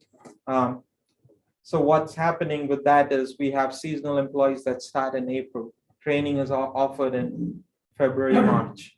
So by the time we hire them, we will not be able to train them. The other challenge that I'm facing is in the last 2 years, I've had 4 different seasonal employees. So we are not able to retain them. We are not able to provide them the training and provide that service. So with that being said, the service that we are providing currently in spring and fall, we get roughly about 400 to 500 customers during that time, which is pretty popular even during that time. So staff's recommendation is to basically remove the satellite facility and then provide this twice a year event where we will coordinate with Metro Waste and provide that service. So those are the two things that I need direction from council. In addition to the second page, I have some changes in terms of the fees. The red fonts are where I'm recommending some changes in terms of the fees. We have seen large trailer loads, longer trailer loads getting in, a lot of business type waste coming in, where the reason why we are charging $75 is basically we want to basically accommodate this for residents and not for business owners, so. And then the appliance fee, we, as I've told, $15 per appliance, it'll be directly charged to the property owner during the spring cleanup. And then, so those highlighted, and remove services on an annual basis for the hazardous waste, just do it twice a year, even, so. That's all I have for this, and looking for direction from the council. Okay, what you got? Yeah, I do too. It's like Thank you. Yeah. Citywide cleanup for the curbside, it is April 25th through 29th, I'm sorry.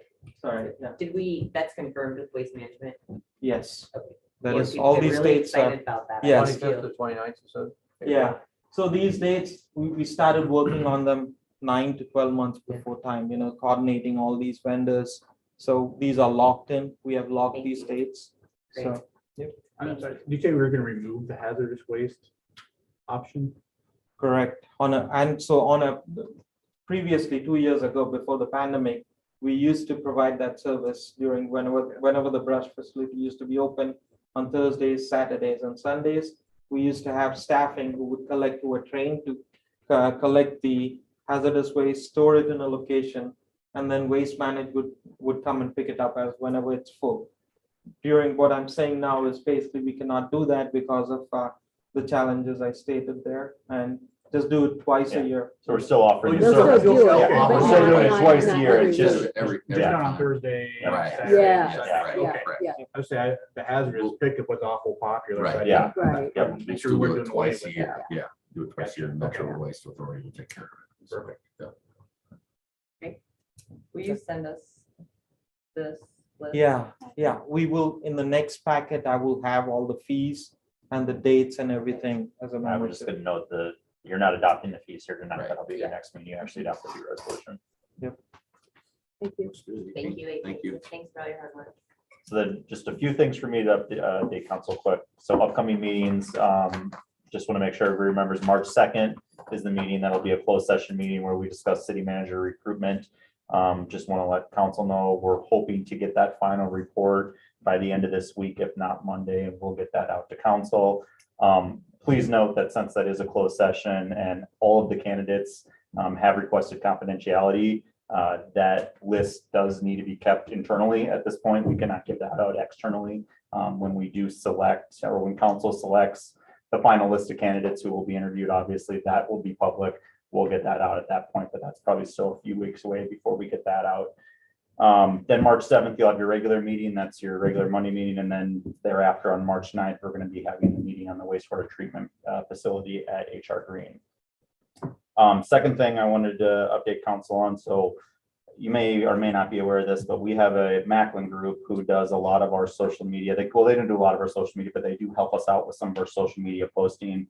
One of the features that we are planning on doing in the upcoming months is to introduce the community to the city council, who the city council members are, who the mayor is, kind of some of the priorities and things like that. So Macklin Group is probably going to be reaching out to you via email here in the next couple of weeks, but I just want to make sure council knows that's something that we've kind of scheduled with them. So feel free to respond to them. They might be asking for some bios and some priorities and things like that.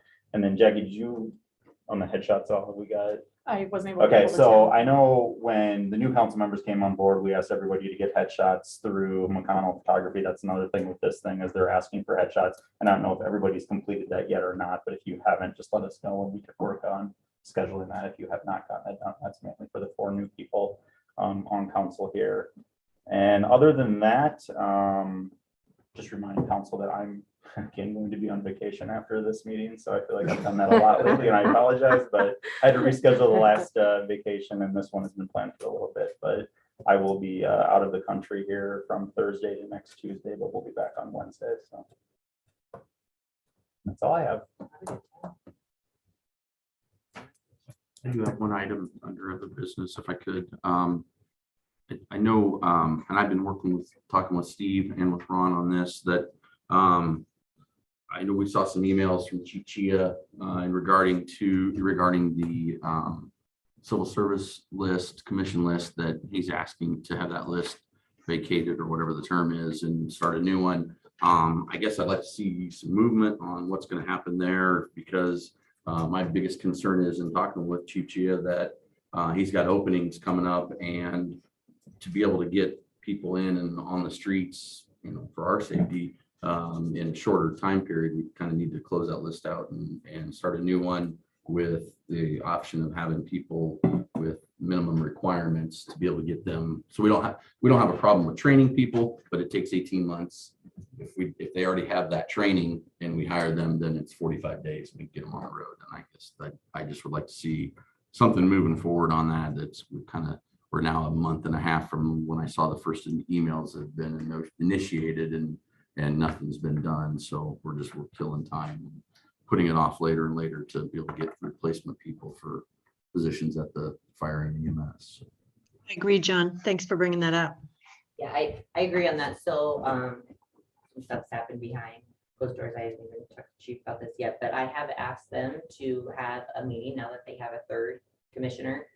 If their thought is they don't want to exhaust the list, well, that needs to be done in a meeting, that they put that on the record, and then hopefully we can have a meeting, Chief Chia, later this week.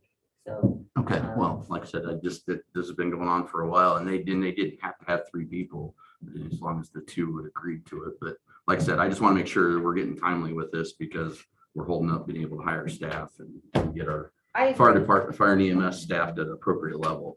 Absolutely, and I think that that's really important, obviously, public safety. But I think the commissioners have some feelings on that side that are valid, and we've got some feelings from the I'd like to hear chief that. side that's valid. I'm not understanding how just Their closing concern it. is of liability. These are people who have gone through the process to make that list. Right, they can reapply, my Yeah. understanding. I say after the committee applies. Yeah, I guess I'm not understanding why this is being held up, and I guess I want some answers, and this is, again, here we have another commission that we appoint to get things done, and I just feel like nothing's being done, and I've seen some requests and some emails, and it's just kind of sitting, and I just want to make sure that we're being timely with this stuff. So, and I haven't really seen a reason to why there's any concern that they can't close out this list and start another one. So I think it's from a legal perspective, of a liability standpoint. Doug, These I'm people gonna ask the have, question to you. Is there a I legal? think it's usually if they pretty close it common out? to have a Well, it's job up to them. posting It's their deadline. discretion. Okay. So really it's up to them. It's just, they need to. But anyway, so I just want to bring this. And they don't have, if they don't, and they don't want to do that, well, I need that to be done in a meeting and on a vote, but that's not what they want to do. And then we will have to figure out what we're going to do moving forward from there. So first, that most important part is that they have a meeting and they have that vote with all 3 of their members. Realize they could have done it with 2, but they didn't. Yep. So now we will have a meeting with that and Okay. move forward from there. Sooner rather than later, because like I said, we're just killing time at this point. So. Just for better understanding, is there a policy that needs to be put in place to stop that, where there's a deadline where the posting is done and it closes out? All Well, statutory. No, it's all Yeah, up the to them. posting doesn't Okay. expire until June 5th. Okay. Which they were put on that list for. So these are people who have gone through the agility testing, Yep. that all the testing, Right. they have taken their time, they Right. made the top 10, and Yeah. now we're at the bottom 3. I follow that, yeah. And so they had concerns just from a legal standpoint. Could we be putting a liability on the city by saying we don't want to give you a job anymore and we're going to exhaust this list and start a new list? But I think ultimately they've got to have that meeting, and then we have to take the next steps to figure out what we do. And I agree, we can't hold up our hiring. Yes. public safety, we sit here and we preach that is so important, so we have to show that. So we will hopefully have a resolution, I hope by the end of this week. Okay, thank you. Thank you. Thank you. Anything else?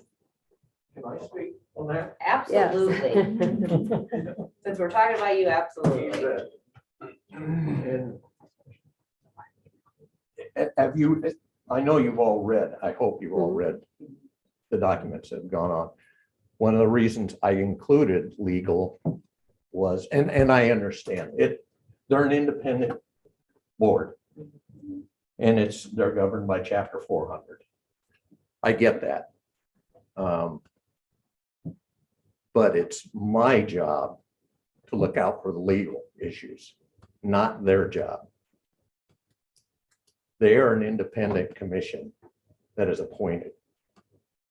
Now, if I am not looking out for the city's well-being, then I'm not doing my job. And I've been through a commission where they have exhausted the list.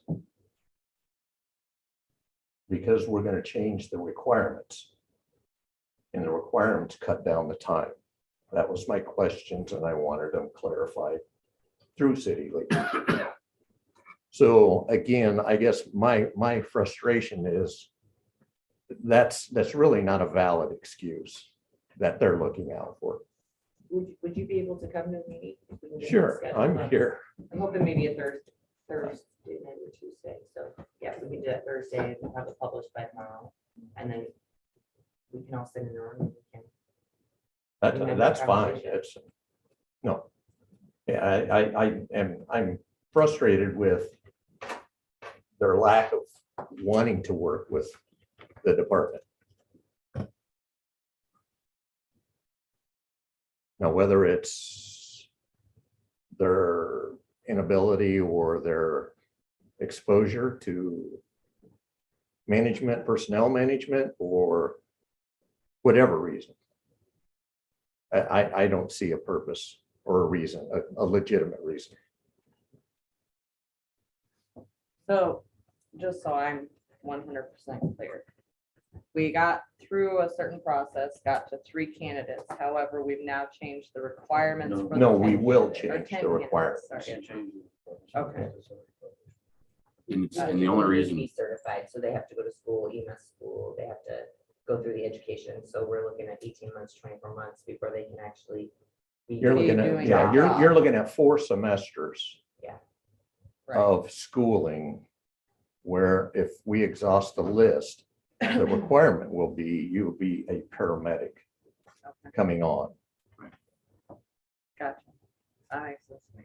What and happened? it wasn't, and it wouldn't be anything that would be against the people that were left. It had No, nothing- no, but It's just the fact that we have 2 I was gonna say, openings. They can They can reapply, reapply, correct? We have 2 exactly. openings No, immediately. there's nothing that So is going to eliminate any that. of did they do physicals or anything already to qualify? They can't do physicals until they get a job offer. Okay. Is it an agility test? that Yeah, they did an agility test. Would their qualifications from that agility test, They're good for 12 months. so essentially if they reapplied, they wouldn't have to redo the. No, agility. no, not at all. So, So they're not being penalized right. in any means. It's just that our needs have changed Yes. because of the timeframes is all it is. Right. Well, and I guess that's where I'm having a hard time understanding what the commission's issue is. That was my, Yeah, I don't get it. frustration. I am as well. And I think the point that Greg made that, the legality is his concern and his responsibility. And obviously, safety is our responsibility. I think we need to give the commission direction that, this needs to move. I would agree. We take staff recommendation on this and we do what is right for our community. Could you just post a job without the Not committee without. list being exhausted? No, Not without no, both. no, we can't start it. until- And council can't overwrite No. the commission. No, So on the new job posting, it's going to be a higher qualifications, right? Yes. It's going to be Yeah, a the requirements will EMC be, paramedic. you will have to be a paramedic. That will be the requirement, one of the requirements. Do you think you'll have, so obviously that's a more seasoned or skilled position. Do you think you'll be able to find those people qualified and EMC or paramedics to come down to Indianola, or do we normally have better luck bringing them in at fire and then training them to be EMC paramedics? It was when we were, two different things you're asking me here. So I think we can find them, yes, because we go statewide. And there are people that want to relocate and come here. Okay. I mean, we have a very good department and we provide a very good service, which is a huge attraction for people to come here. Do we have a compensation study, or are we like in the, where are we at as far as pay goes? We do? We're probably right in the middle. Right in the middle, okay. Yeah, compared to the metro. Yeah, we did it. We did it. Chief, do we know if anybody on that current list, the three that are left, Okay. are they still technically available for, I mean, are? Yeah, we've sent an email out to them. Okay. Yeah. Okay. And the conversation you and I had, my concern was that they didn't have a special status, and that's the legal question I had too, so. But I agree, I think we should move forward, figure something out. I think the mayor's working on that, hopefully, and then done this week. Jackie, I'll reach out to you. tomorrow. I'll reach out to you too. I'll call three of them when I leave here. Okay. See if that works. Thank you. So after this, we are going to enter into closed session in accordance with the Iowa Code, section 21.51C, to discuss strategy with legal counsel in matters that are presently in litigation or where litigation is imminent and where the disclosure would be likely to prejudice or disadvantage the government. Followed by that, we'll have a study session with Mike Maloney. So can I get a motion to adjourn? Motion to go into closed session. I'll make a motion to go to closed session. Closed session. First time, you didn't know. That is. Alright. Okay, I bet it's on Jackie's sheet though. I bet she wrote it on there for me. Thank you. Can I get a second? I already did. Yeah. Yep. we were Thank done. you. Okay. Councilmember Parker, Aye. Dalby, Aye. Schroeder, Aye. Beach, Aye. Richardson, Aye. Hewlin. Aye. Just asked her about that. Thanks for coming. We're on the same. Well.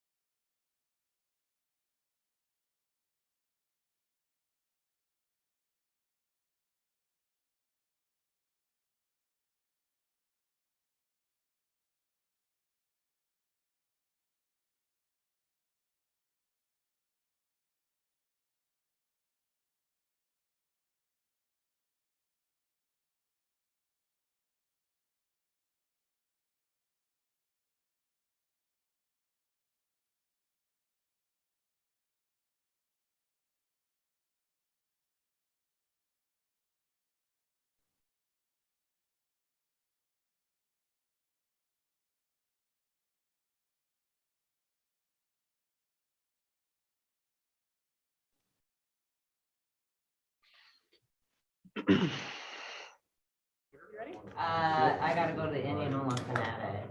Are we ready? Yep, we're The ready. red light's on. All right. All right, so we are moving into study session with Mike Maloney. Where's he on the phone? No, he's on. He's on Zoom. He's on Zoom. All Yep. right. Hi, everybody. Can you hear me?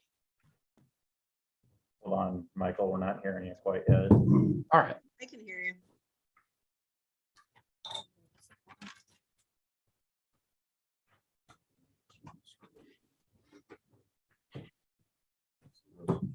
You see the pinks and stuff.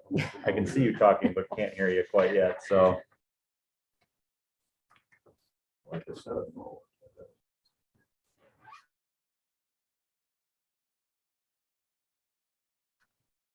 Michael, can we give you a call? Yeah. Yeah, and that's then just fine. Have you? Yep. I'm ready for that. What is that? Is it, you know, like?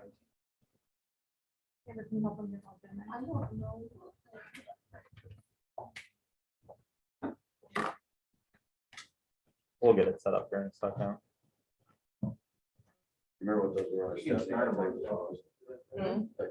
have his number? I don't think I have it. Those are the fuel costs. That's what the Oh, they're dollar shared. per That's the gallon. ones. Yeah, those are per dollar per gallon cost. Per dollar what we had, joint fuel facilities. So in other words, January. I was like, dang, I want to pay $1.58 for gas. And when I started driving gas. Oh, I think it was. So when that we probably were- does I was not in, like, include the road 70s. use tax, does it? That does not. Is that because they are government entities? But it's also bulk cost. Right. Mhm. Farmer ends up like 23 points. What? Bondurant killed Norwalk, so it's gonna be a tough game. What happened? A little bit better. Oh, no. Maybe not. They're up, it's 51, 54, 31. Good night for. Too bad, guys.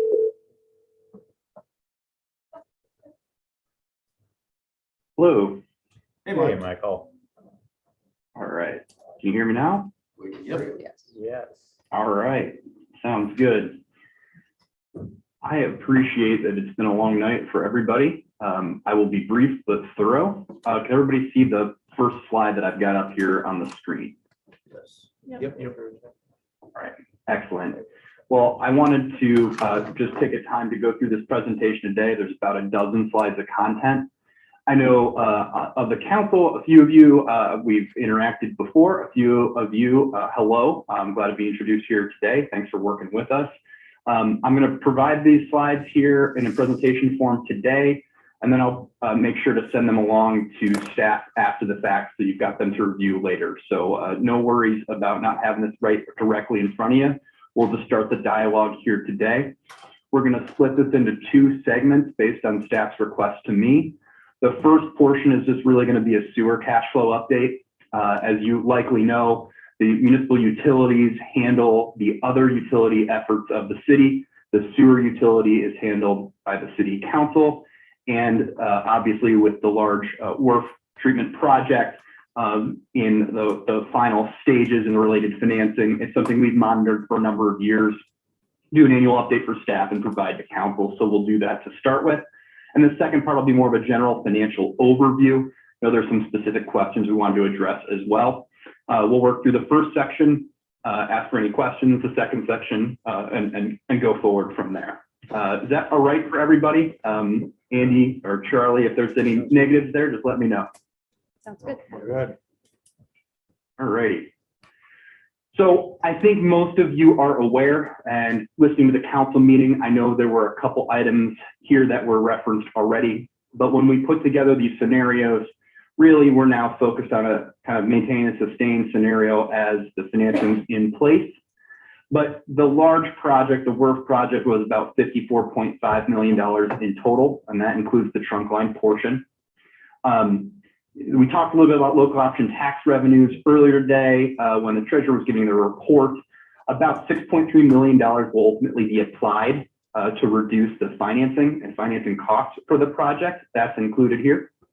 And then Beyond the work project, well, it's obviously a large project. There are significant annual improvements and equipment replacement items that staff identifies as part of their capital planning initiatives. We go out about 5 years with that. And just on average, that's about $650,000 per year. So we either want to have some rainy day funds available for that or produce enough pay-as-you-go dollars each year to cover those. Those $650,000 per year are not something that we bond, borrow, or do loans for in all reality. What we target on the sewer fund balance is about 100% of annual operating expenditures. That's kind of the rainy day funds. There's a couple reasons for that. Primarily, it's to make sure we can meet some of those additional capital needs of the system in the capital fund without having to borrow like we talked about. We also just know we're going to have some potential volatility from year to year, depending on how wet or dry current year may be. What we do with this is really try to be conservative in terms of what kind of usage or growth for the system there's going to be. And we've done that despite the city's solid track record of growth that we expect to continue.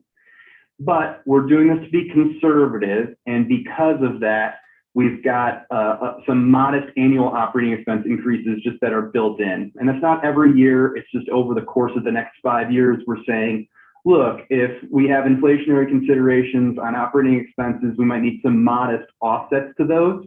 And that would come in the form of either usage, users, or rates. And when it's as modest as we have, we'll mention it, but not necessarily say you've got to do something with your rates. We think they are in pretty good shape as they are at this point. The rest of the plan is just really maintaining the financial targets that are part of the city's existing financial policies. Nothing really of mystery here, just want to make sure we showed our work before starting out. Now, the key piece of the work financing were the sewer revenue notes for about $32 million. That's repaid by sewer revenues.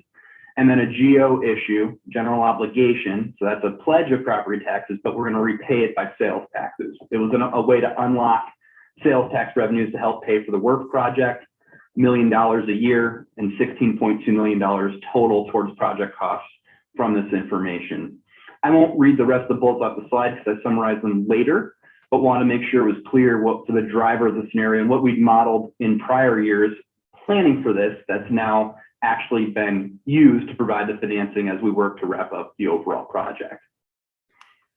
Pretty simple Pac-Man chart here. We've got Indianola colors on the page, but the breakdown that we talked about, the purple shading being the actual cash to be applied that Andy referenced during the treasurer's report today, the sewer revenue finance portion in yellow or gold, and in gray, the amount paid by sales tax over time over the next 20 years. Just a little bit of context for everybody overall. So what are the other scenario considerations here? Obviously, it's a good chunk of change. This is an expensive project. I know it's not consolidation of the communities that I talk with, but we're working on 5 similar projects right now. So around the state, projects of this size, infrastructure of this nature on the water and sewer side is becoming the norm rather than the exception. But the important thing, though, it is an expensive and large undertaking. This is 50-year equipment, and the city should be expecting to have hopefully decades of use out of this, especially with the innovative design that was completed in Indianola. Kind of the blended interest rate is about a 2.79%. That's probably on the high end, considering the cash applied is not included in that figure. So for a larger, longer financing, I think that's a pretty favorable rate going through the state program, which also gives us benefits because it's a drawdown note that we can borrow over time from without paying interest on everything else, which helps on a multi-year project like this. As I mentioned before, just to address some future inflationary expenditures, we think some potential modest rate adjustments may be necessary. We're not advocating for any of those today, just keeping the eye out. So when we come back in a year or two, it's not a surprise on maybe a fiscal 25 or 26 budget, depending on where growth goes from both users and usage, as we mentioned. Obviously, we want to make sure we've got a positive fund balance for the capital fund to pay for those pay-as-you-go projects and reduce the need for any future borrowing. And if things go better than our somewhat conservative scenario here, and there aren't additional system needs, Want to be clear that we could always take some of those additional revenues in future years. Obviously, after we've closed out the work project completely and related financing, that could be then applied for early repayment or prepayment of that debt. There's no penalty for doing that. Wanted to make sure that that was clear for any of the council members here today. Just to get to the last couple pages here on the sewer side, I think there are two metrics that should be well understood for any utility operation, especially on the municipal side. One is the measure of long-term liquidity, and that's debt service coverage. For those of you in the private sector, debt service coverage for a municipal entity like the city would be somewhat equivalent to EBITDA in the private sector. So we want to make sure that we're producing enough net revenues each year, not just to cover our operating costs, but debt service with a little bit of cushion for volatility, and also to leave those leftovers for the pay-as-you-go projects or to go to our bottom line. It's often a part of a pledge between $1.10 or $1.25 available each year in your budgeting for every dollar of debt payment.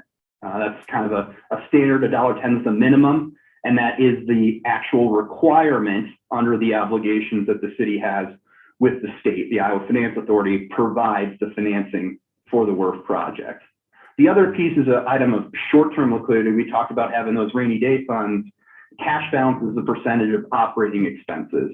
And kind of a minimum target on that is 90 days cash or 25% annual operating expenses. The policy is a little bit stronger than that for the sewer utility, primarily because what we talked about. Just want to have a decent dollar amount threshold there, just because of the one-off type improvements, maintenance, upkeep, or equipment. We want to make sure we've got enough to cover those rainy day items without having to use other sources or potentially provide any additional financing. So how do we express this? And this is a historical performance based on the last 5 years of the city's audits.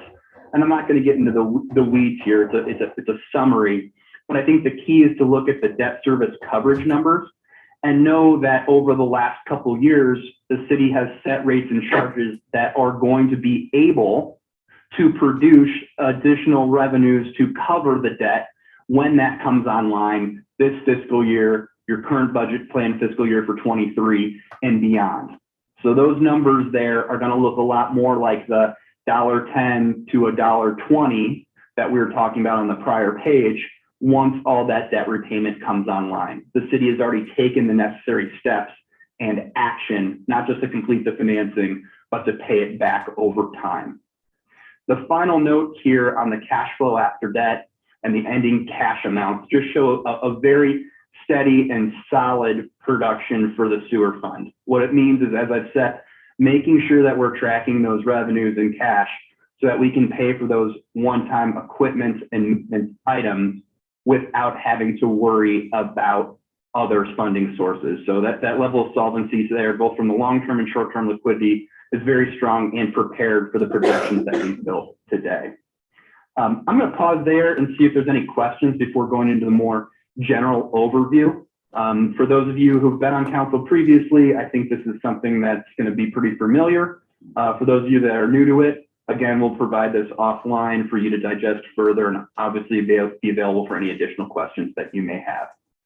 Andy or Charlie, anything else that I'm missing here on the sewer side, or any council members or the mayor, if you've got anything to say, I'm happy to do this before changing gears.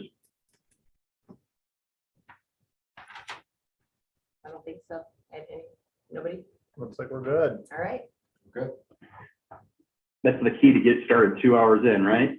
So here's the city debt overview and credit considerations. So I think this is really a high level take, but a few things I wanted to point out, and I'm going to start with a trend of valuations. So I think we all know that the city's grown in a number of ways. I want to be clear about a couple things in terms of tax valuation that you're already probably familiar with by wrapping up the budget process here this year.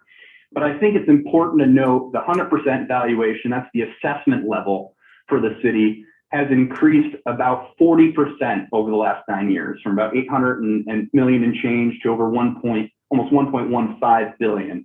That 1 billion is kind of a magic number. I think it's been a testament to the city to not just make that growth target, but to do it efficiently over the last several years. I think the other portion that's important, that's a nice number on the top line, but taxable valuation is really what drives the city's ability to collect additional revenues. And over that same period, taxable valuation has grown about 34%. There's obviously with the rollback, it's a limiting factor on what the city actually realizes and collects.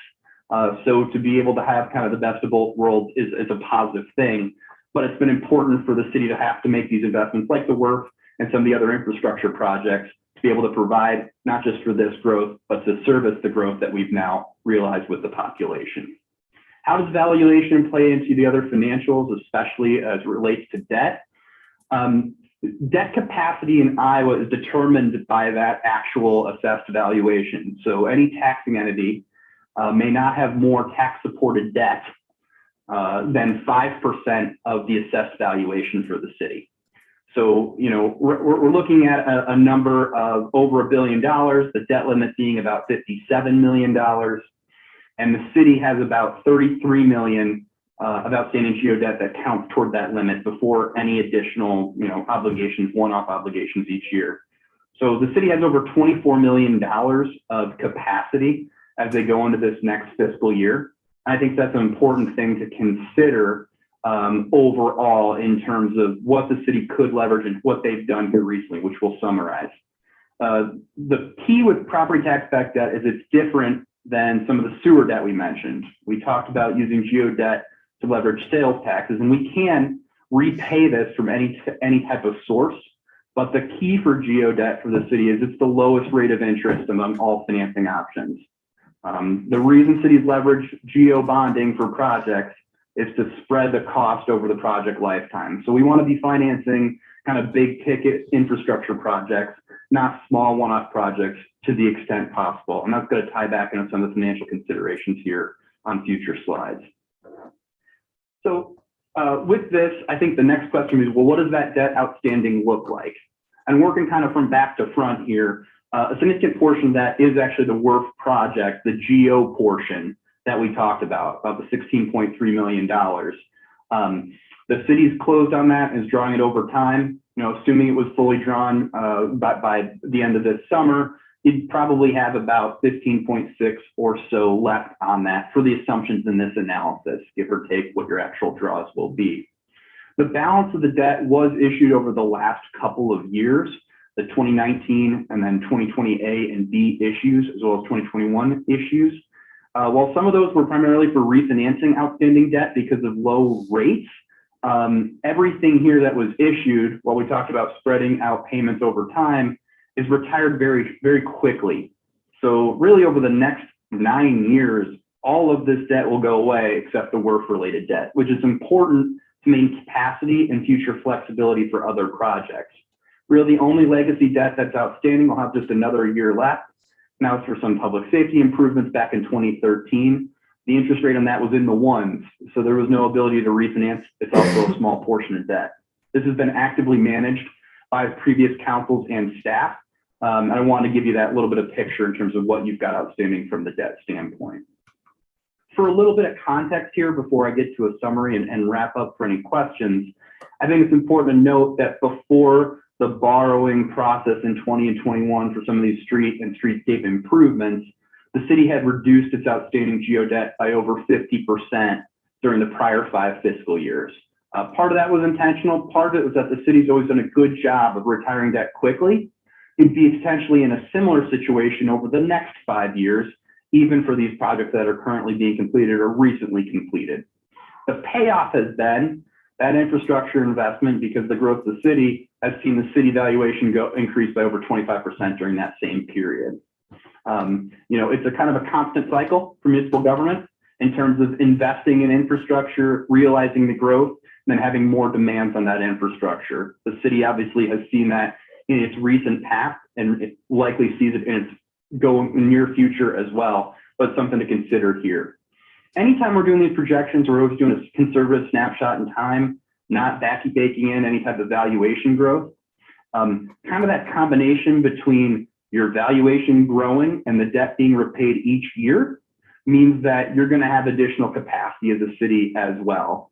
That's going to really help make sure that the city's got the capacity to do the things that they want in the future, and maintain the strong credit rating that the city has. Something I want to focus on here by wrapping up. The city's rated AA2 by Moody's, and that means that it's the third highest possible rating out of all classifications, but it's really the highest that a city the size of Indianola can be. In fact, it's probably a notch above a typical city of Indianola's size because of some of the conservative budgeting practices that the city does. That's helping to reduce interest costs.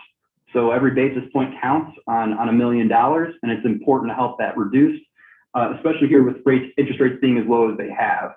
So I think something with inflation on the mind and on the headlines for everybody these recent weeks is thinking about the city's recent financing all being achieved at interest costs below expected inflationary levels. That helps the city get ahead on infrastructure to help spur that continual growth. Speaking of that Moody's report, and obviously can get you a copy of that if you want to see it, but from last year, that rating was affirmed for all outstanding debt as well as the new issue. And just hitting the highlights here without reading off the page, they noted the growth, which was important, good budget management of the city. But I think the scorecard rating is something I've shared with council in the past and want to pass on to this group as well. There's certain items that the city can control and certain items you can't. The state has a framework for some of the budgeting process that's really limited, and state frameworks are analyzed. Each state has their own criteria. You're in Iowa, you're not going to be not in Iowa. So you've kind of got that held to that standard for good or bad on some of those scorecard items. The 4 factors that really the city can control was maximizing all those factors at the AAA or highest level. So in terms of the components of the rating, the city was really doing everything it can do financially to maximize those considerations. That goes to conservative budgeting practices, long-term financial planning and modeling, and really just making sure that the debt burden does not grow and is addressed on an annual basis. My last slide here before any questions is just a little bit on general fund performance, which is definitely a part of the credit rating considerations. They're definitely noted as strong by Moody's, which is important. And I think it's been really important over the last couple of years because of the potential for volatility. Now, volatility was not as, didn't have kind of the headwinds that were expected, especially with COVID, but the city managed not only a conservative budget process, but realized revenue stronger than expected and expenditures that they moderated. So what that meant was better than expected performance, especially in the general fund. That's really important for a growing community that will continue to have needs. I'm going to highlight that to wrap up. I mentioned the 90 days cash on hand really being a minimum fund balance target for any municipal operating fund. That's 90 days cash, 25% expenditures, et cetera. And that's really part of the city's financial policies. You want to manage to something stronger than that. I think a few things to consider are, one, this is really a fiscal year snapshot. Municipalities get audited once a year. June 30th is the fiscal year for cities in Iowa. And we really are reliant on the semi-annual property tax payments, spring and fall.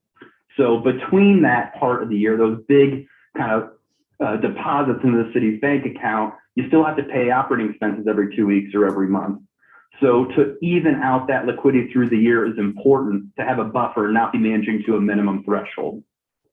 I mentioned on the sewer fund, actual amount matters because the city's capital expenses, and we know costs are increasing, are something we want to be able to address with these reserves. If we can use these general fund reserves, kind of a rainy day fund for the rainy day items, it avoids us having to issue debt for pieces like high-end equipment replacement. I noted some of the emergency response vehicles here to start with, but I think it really helps to reduce debt burden, and it puts the city in control of their debt timing as we've done in the recent past, rather than a situation where we've got to hurry up during a budget cycle or the end of a fiscal year to make sure that we're showing solvency. So a few kind of big picture items here that I thought were important to share with folks. I think active management is important. The staff does a great job of that. I try to support their needs as requested, and they're really my conduit to you as the council. But obviously, happy to answer questions that you've got. I know it's getting late here on a Tuesday. Appreciate you listening to me go on at this point, but I'd ask Charlie or Andy if they've got any questions or places they'd like to detail before the council has any questions for me this evening.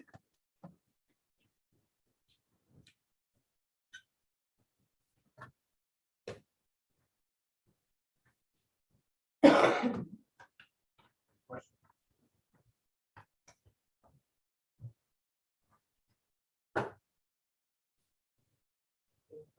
A lot to digest. We can email. High you. level today, folks. Just try to keep it high Will you level. email this? Yeah, we can definitely, Yep, thank you. Yeah. one of the things that I shared with the previous council, and I'm sure Mike would agree with this, when we do look at debt management and look at those items that we want to finance through debt management, we look at trying to balance it between what we can pay with cash on hand and what we want to finance through debt management. So when we look at debt management, we want to spread out some of those costs through years so that we're not just placing the burden on the people, the taxpayers currently, but that it's spread out to the life of that item, like for a road or a larger piece of equipment. We want to spread out some of the costs so that not only are the current taxpayers paying for that, but also future taxpayers as well, and that it's spread out through the life of that. I think we're doing really well with that with the sewer plant, but also like with the streetscape, we're trying to spread out some of that cost over this year. I don't have a question, but I do have a comment. I want to say thank you to Mike because I always appreciate his presentations. He does such a great job on the high overview, but also I think it's really important to acknowledge and thank Andy for all your incredible work and the department heads and the incredible budgeting and planning that you do. Yeah, I emailed Andy a couple weeks ago, or maybe a month ago or so, when I was trying to get a breakdown of what all made up the debt service and what the loan's tied to and the remaining terms and the amount for the loan. So this presentation really helped me out. But yeah, like Steve said, there's a lot of information here to digest, so I certainly want to Yeah. we'll read through it and go through it a bit slowly, but I really appreciate it, Mike. Thank you. Absolutely. Go ahead. No, I just want to echo, yeah, I think staff does a good job proactively thinking about this, to Andy's point, and getting in the weeds. So try to bring things at a high level for council and then run it back through for what details you may need. So I'm happy to stand by for anything else that comes out of your review. The only thing I was gonna ask was that $650,000 per year on the sewer funds. I'm assuming that's all, that, explain, is that that's built in automatically? Is that what I heard?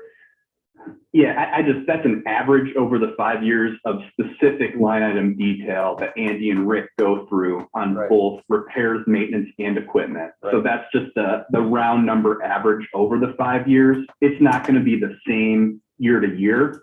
And we want to make sure we have the capital fund and pay-as-you-go dollars available to smooth that out and not make sure there's no shortfalls in a given year. Right, Yeah. so you want to average that. That's the average you're talking about. Yeah, and Andy has been very active with that and with Rick as well. I know we've been focused on the WRF project, but it instead of even just an annual update, which I definitely recommend to my other clients, the city's done a really good job of updating that throughout the course of the year. So when things change, Andy will have me update the model to accommodate those, just to make sure that we're on track. I think those types of course corrections are really important because when you're thinking about that even on the small issues, you don't have those surprises. Right. Thank you.